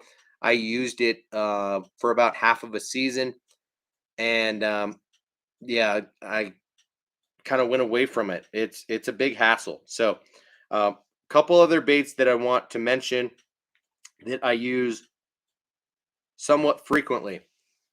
Uh, Not as frequently. This box doesn't make it out with me as much, but the Googan Baits Rattling Ned is unique because of the rattle in its tail. Comes in some good colors. Um, it is scented well.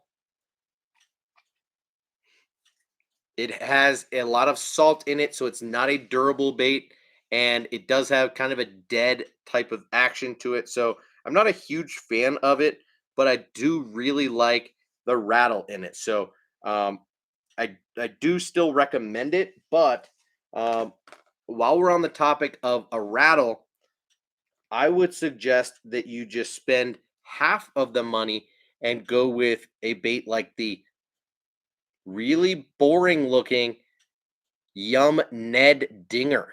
Okay.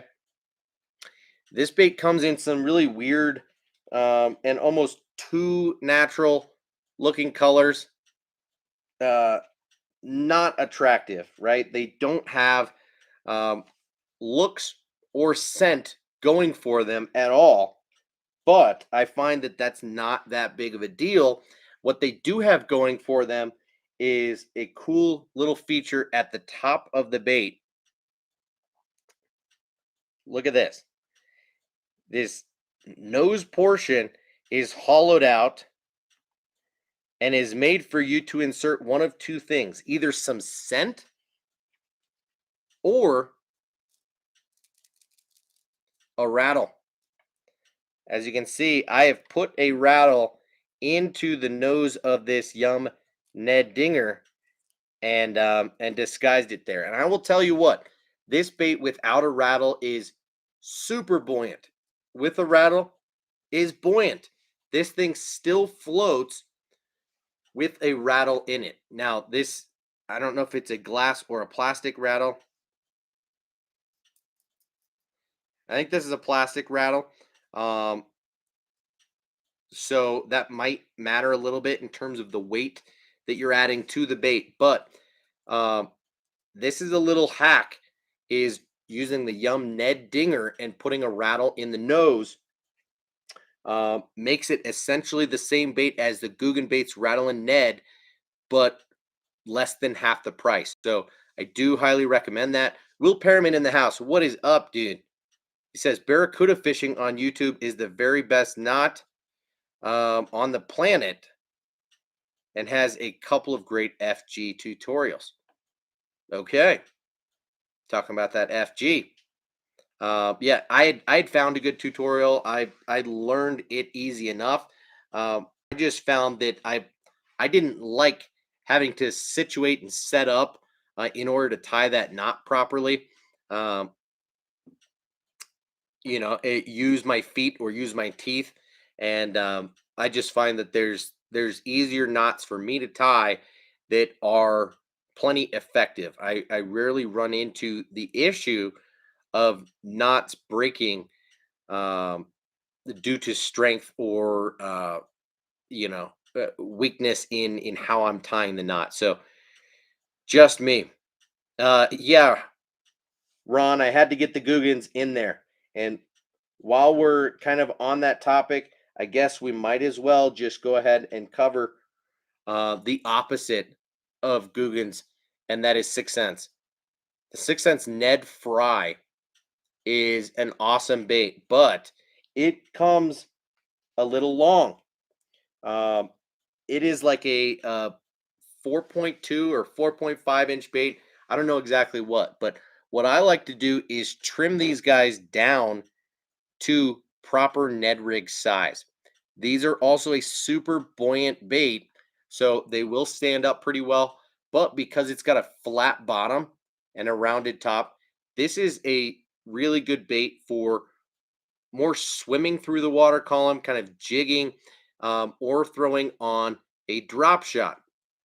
Um, I like this bait a lot, and it's also a pretty good price. So do recommend the 6 cents Ned Fry. And the last one that's really right in that same exact category. Um, it's not in the same exact category, but there is a reason that I mention it back to back, and that is the Robo Worm Ned Worm. Okay, uh, they make the Ned Worm in a 3 inch and then in a 4.5 inch. And to me, the 3 inch is a great Ned Rig bait, straight up. Um,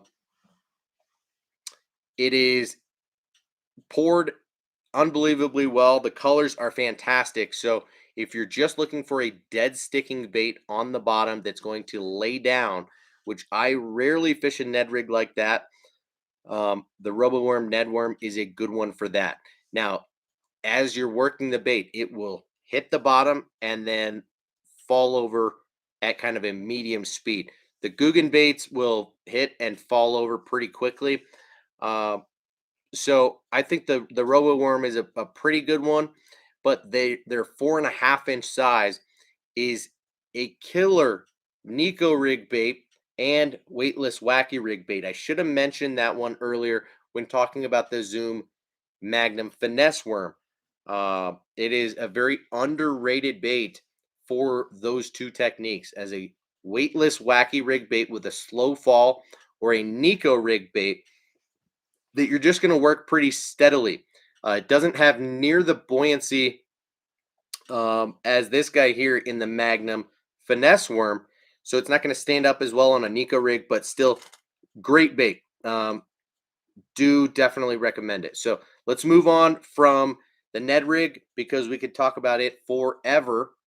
And let's talk about the last technique, which is in the top water category. Can any of you guys guess what this last bait is that I want to mention? And it is a specific type of lure that is in the top water category. This is uh, in my top 5 of what I think is easiest ways to catch bass in ponds or just from the bank in general.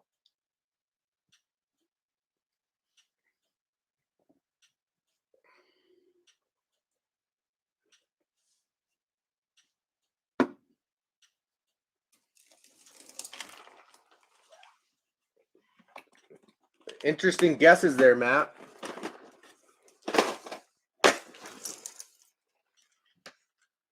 Those are kind of two opposite ends of the spectrum if we're talking about top water. And I'm saying easiest ways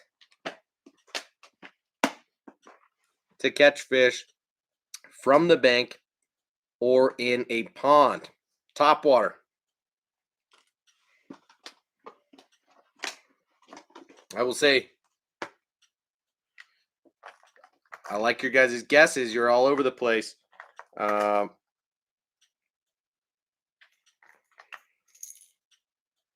you tell from that sound?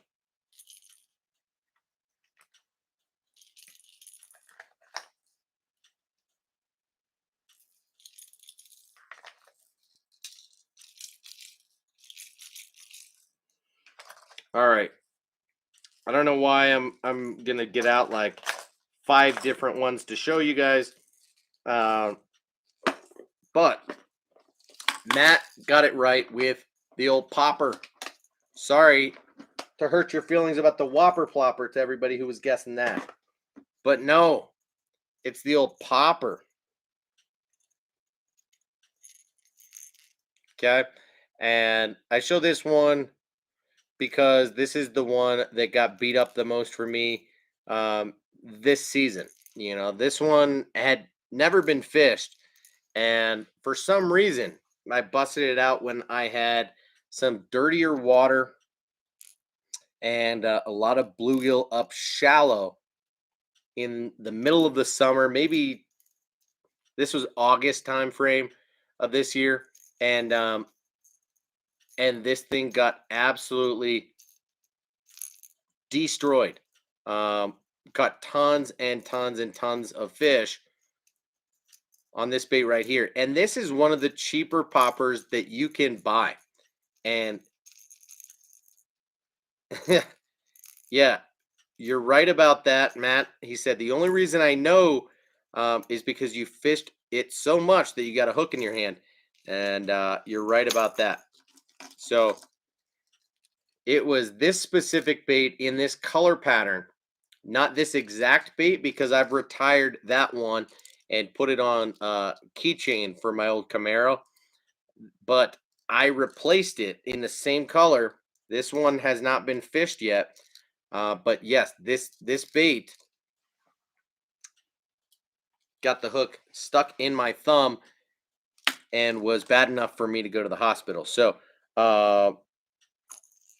yeah, the Rebel Pop R, I think, is an underrated bait. And this is the newer Pop R, right? I mean, I shouldn't say new because it's been this bait for, I don't know, a couple decades now at this point. But this is their standard, like 3/8 ounce size. Maybe it's even a quarter. I don't know exactly what, but this has a single knocker rattle, I should say, more than a knocker. Pretty distinct sound. And this is more of a blooping style popper. There are arguably 3 main ways to fish a popper, and blooping is one of them, and perhaps the most popular way to do it. So you're going to cast this bait out, you're going to let it sit, and then on a slack line, you're going to pop it, and it's going to make a bloop type of sound. And so it's going to leave a bubble, create a bubble in front of the bait. And make that blooping sound. You might twitch this 1 or 2 times in a row, but this is a slow presentation when blooping a popper. But I find that the Rebel Pop R is one of the best to do that. The next way to fish a popper is to spit a popper. You're going to want one that sits a little bit more horizontal in the water column. You know, like the Rebel Pop R, a lot of these baits will sit kind of ass down in the water. And then as you tighten it up, then they'll come up a little bit as you begin to work the bait. But spitting a popper is probably the next main way that people are using a popper specifically. And that is to work it on tight line. And what it's going to do is throw water in front of it. You can make most poppers on the market do all three of these techniques once you get good enough, or depending on the gear that you're using. Usually you're going to want a lighter power rod, something in the medium power, something that's going to let the rod do the work. And you're going to want to throw it on pretty heavy line, mono preferred, but you can do braid to a monofilament leader. But you want this bait to float as well as possible. Fluorocarbon is going to make the bait nose down more. It's going to be harder to get any of the action that you want out of these baits. So when spitting with a popper, you're going to want to work it on tighter line. And as you pop or pull that bait, it's going to throw water in front. That is a technique that you can fish much quicker with something like a Rio Rico.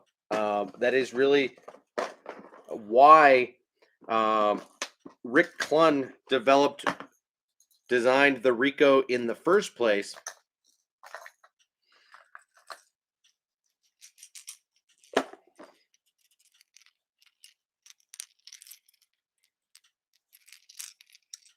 And that is because this thing can be worked really quickly, and it will throw water remarkably well. You can work a Rico in a few different ways, but that is really how and why Rick designed that bait.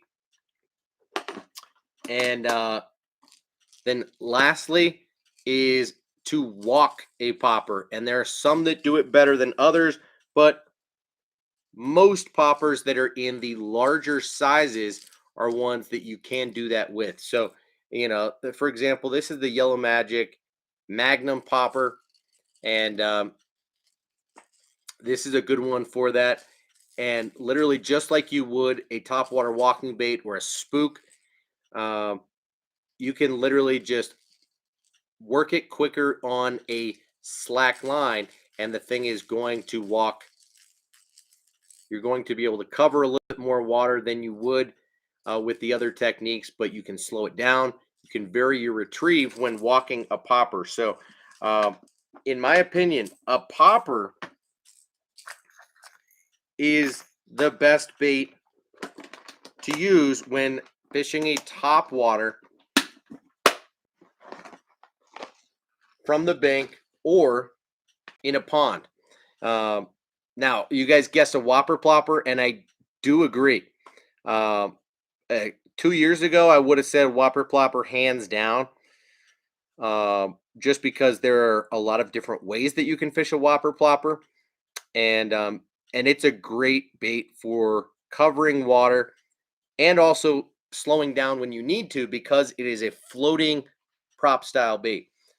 So very good, very versatile bait. Only problem for me with the whopper plopper is that it is one that comes and goes, and I have seen less success on it in the last couple of seasons than I saw 3, 4, 5 years ago. I just think it's overthrown these days. Um, it has become such a popular bait for novice fishermen that that it's a problem. So that's just me. Frankie in the house. Been a while. What's up? Yeah, dude. How are you doing?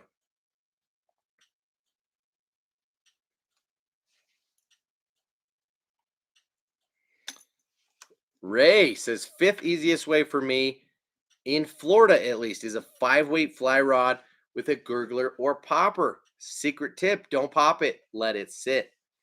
Um, yeah, man. A popper on a fly rod is a great technique for sure. Will Perriman agrees. I'm with you guys. Cheers.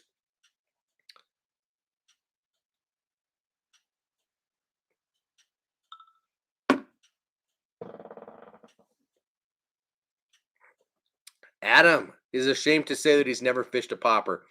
Um, yeah, you probably need to change that, man. Especially if you're fishing smaller bodies of water or you know where fish like to hang out. It's almost too good sometimes, dude. If you have a large population of fish or high percentage areas, it is a very, very good bait.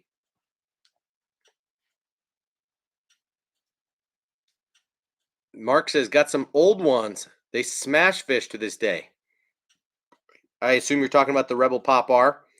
Do you have the P70 or you just have just just old Pop Rs in general?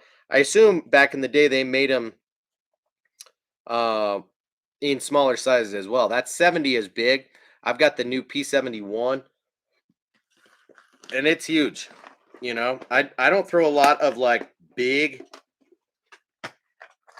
um, poppers. Here's the P71. This is a big bait. And this is actually a P70 that I bought off of eBay. Little bit of a different rattle than the new 71, but yeah, also a slightly different cup of the mouth, ever so slightly. They really tried to replicate the 70 with the 71, but these are big poppers, a little bit heavier than I would typically throw. I like to throw my poppers on spinning gear or lighter bait casting gear, and really you almost need different gear to throw a popper that is truly oversized. And I don't throw big poppers all that much. You know, I'll go to the Yellow Magic Magnum or the Rio Rico or the Megabass Pop Max. And I think those guys are pushing like a half ounce, but really not much bigger than that.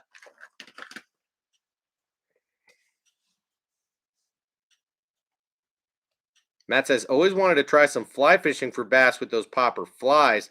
I think that would be cool. What's the biggest fish that you've caught on one, Ray? Tad over 4 pounds Ray's caught on a fly rod. Pretty cool, man.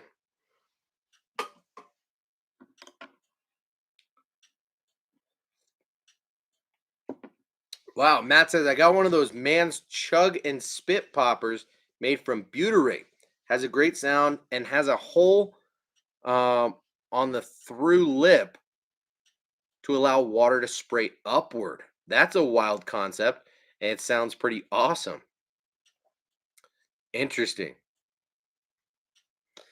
Will, I do sometimes throw a loop knot on my poppers.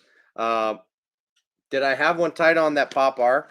Can't remember because I was doing that some this year with oh, not on that one. So yes, the short answer is yes, I do, just not all that frequently. If I know that I'm more likely to cover water with a popper, if I'm going to walk it primarily and then you spit, use it as a spitter, I will throw a loop knot. But if I'm blooping the bait and then maybe going to vary up my retrieve, I will tie direct. Um, that's usually my preferred way, but I will sometimes use a loop knot, just not all that often. Good question though, man.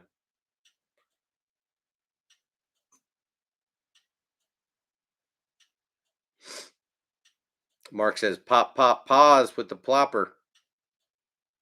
Wait, pop, pop, pause, plopper? You talking about on a popper? The pop, pop, pause is your style of retrieve.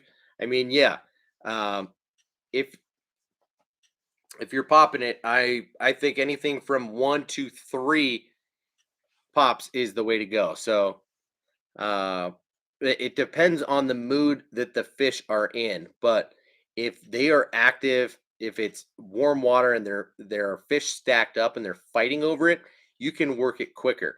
Uh, it's kind of like working a jerk bait, right? So uh, at that point, you can use a cadence of 2 or 3 at a time, where you do pop, pop, pop, let it sit, pop, let it sit, pop, pop, let it sit, and you're literally only pausing it for like a second at a time, um, because they will be watching or following the bait as it's moving, and then as it sits, then they have that split second to make a decision.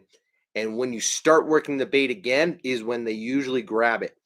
I find that if you wait too long when there's active fish and they get a good look at the bait or it stops moving, they lose interest a little bit too quickly. So, a lot of times you do need to work a popper quickly, but if they're lethargic, if there are not a lot of fish around, if the bite is slow, then working a popper slow can be absolutely deadly.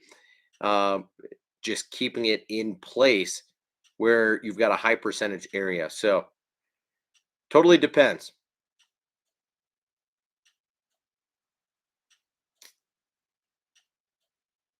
Matt says, You don't use any spooks in ponds or small lakes." I do. Uh, I do, just not all that frequently.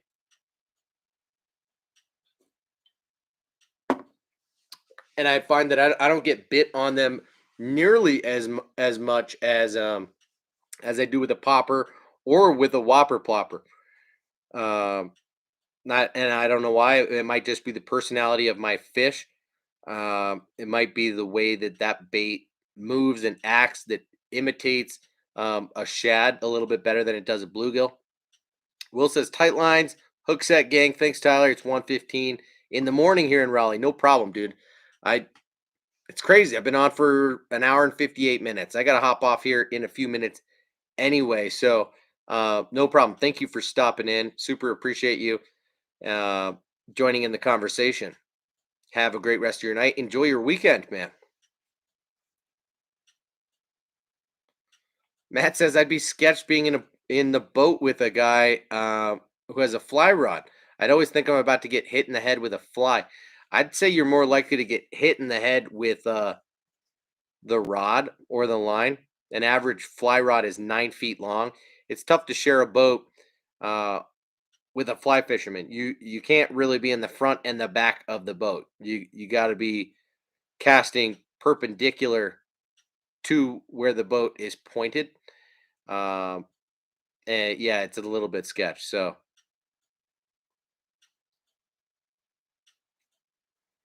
Ray, you make a good point.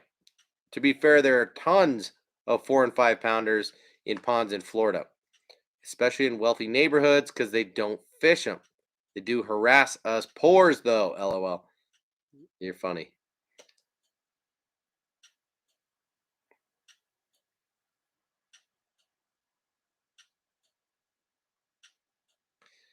Matt says it's a very interesting concept. Can't wait to try it. Got it from Epic. Eric says it's one of his favorites, but one top water bait that isn't made anymore I'd recommend to get is the Berkeley Frenzy Walker. They have this certain sound due to plastic um, that sounds so good. You have to hear it in person. Only issue I see are that the hook hangers are pretty small. Do feel that they're pretty strong though. The Berkeley Frenzy Walker? Huh.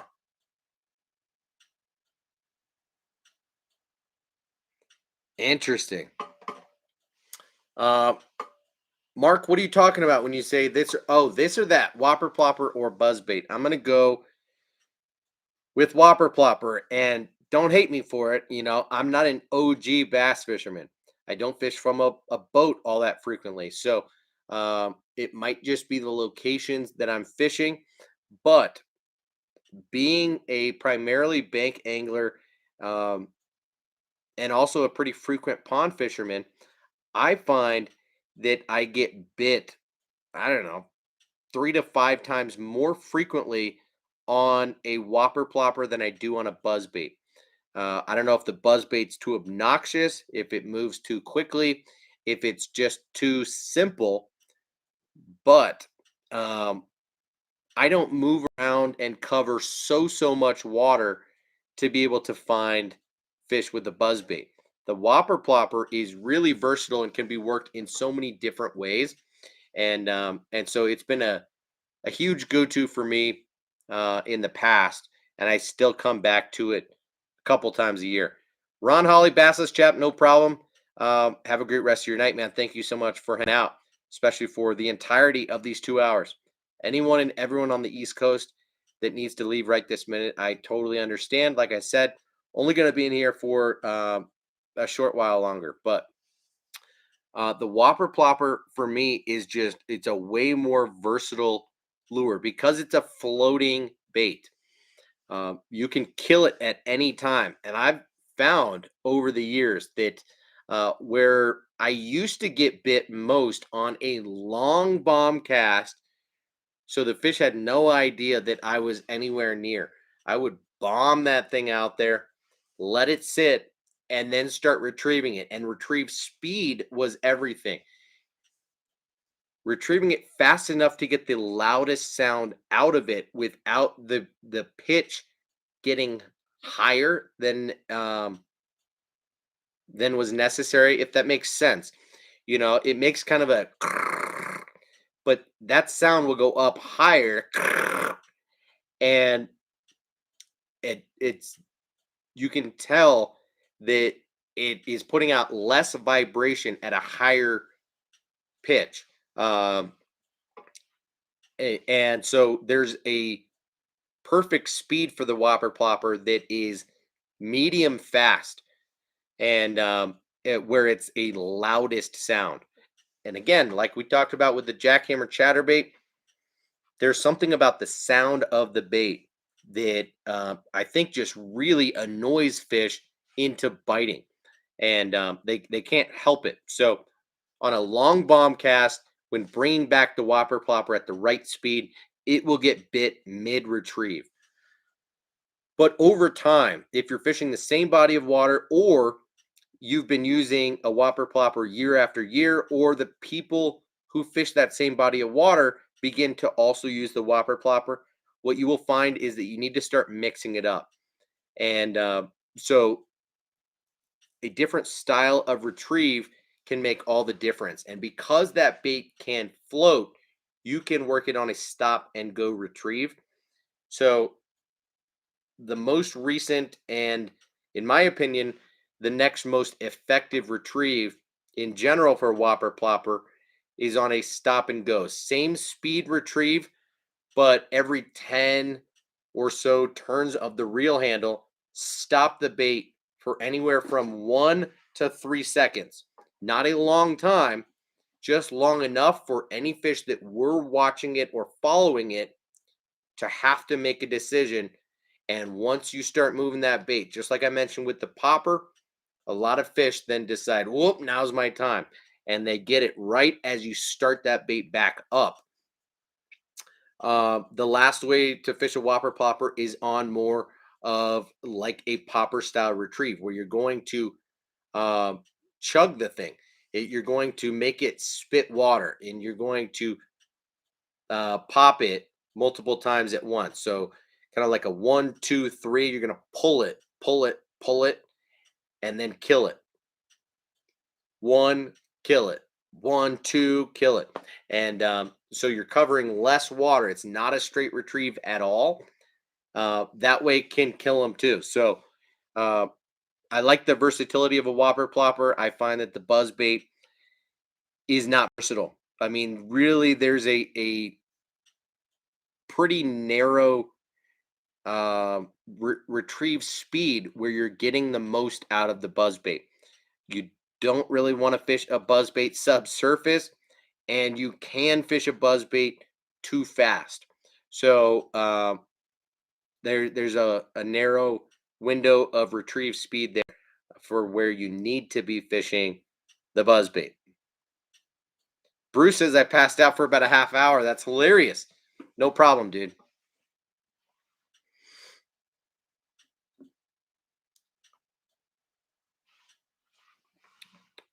Matthew Scialdoni. Scialdoni. I'm sorry I don't know your last name. How to pronounce that, man? Looking to throw some 6-inch soft swim baits. Any thoughts on the Magdraft Freestyle, Spark Shad, or Scottsboro? I've got all of them. Obviously the Spark Shad is a 5-inch, whereas the Magdraft Freestyle is 6, and I prefer the Magdraft Freestyle if you're looking to throw a standalone swim bait. I like it better year round. Now, you can throw the Spark Shad a little bit earlier in the year. It has a little bit more tail kick to it. It's less speed sensitive than the Magdraft, but the Magdraft has that it factor where the head does wag as the tail kicks behind it. But you need to fish it at a medium speed retrieve in order to get the action out of it. So it's not really a low and slow type of swim bait. So anything from pre-spawn to mid or late fall is great.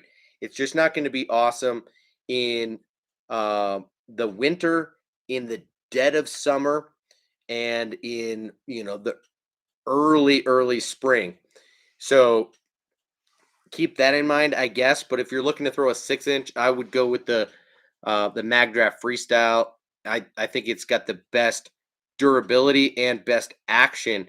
The Scottsboro ones are made really well though, as well, and I do recommend them.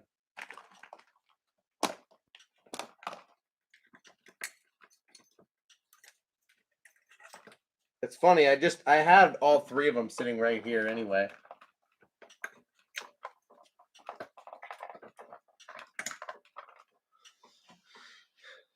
So here's that Spark Shad. This is the 5-inch version. As you'll see, that tail bends over pretty far. So what that gives you is a fair amount of tail kick, but you get this wider body, and the body's not going to move much at all. It's going to be a pretty straight swimmer for you. Whereas you step up to the Magdraft Freestyle, which is a little bit bigger of a bait, and that tail is not as soft. So it doesn't wag quite as far. It has a little bit more natural of a swimming action. The boot is different on it, and it's a thicker plastic. But as I said, that tail or that head will wag. The body will roll just ever so slightly with that tail. So I like that a little bit better. And then the Scottsboro is a great one. These are hand poured. You get kind of a hybrid between the two, but you get a little bit more of a tail action like the Magdraft Freestyle. You get just a little bit wider action than the Magdraft, but you also get a little bit of that roll. This is a heavier bait and a less durable bait, but good nonetheless. I don't, for some reason, I'm just a little bit picky. I don't love the inconsistency of the hand pour. The eyes on here are not as durable, and the profile. There's just something about the Magdraft Freestyle that suits my fancy, and I don't know what it is. I will say though that the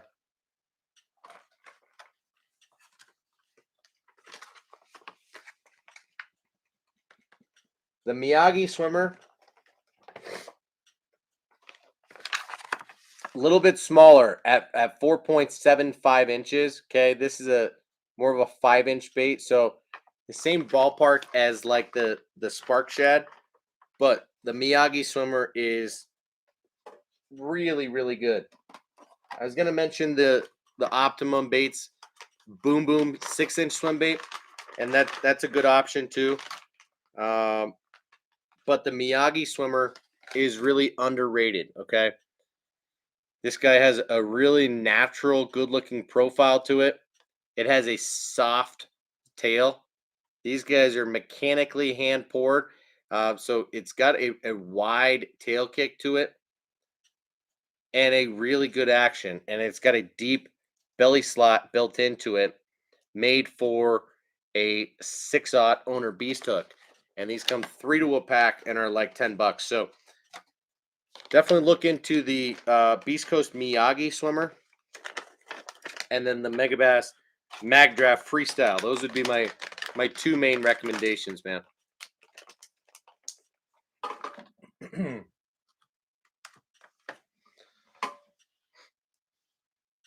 Daniel says, off topic for the stream, message me later how much to add for shipping and your PayPal email, and I'll send you the money for those reels, Tyler. No problem, Daniel. I don't know exactly how much they're going to be, so I could just, charge you $5 and call it good, or I could actually go ship them and then tell you after the fact, and just trust that you're going to pay me the money. I do trust that you are.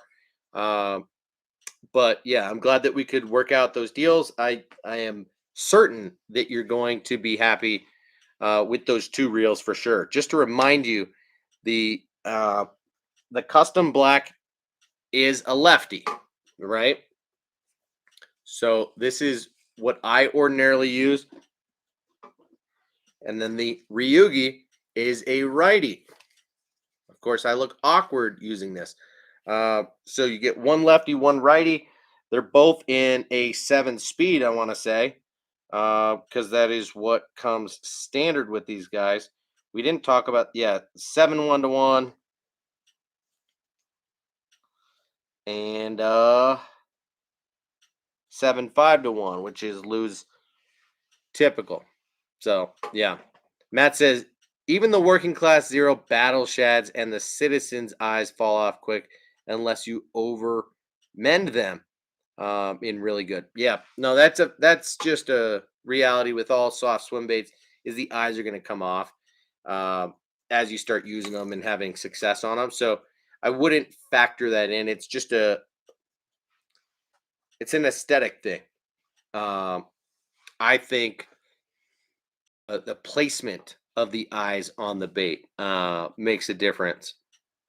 I think the shape of the head and the way that the bait swims all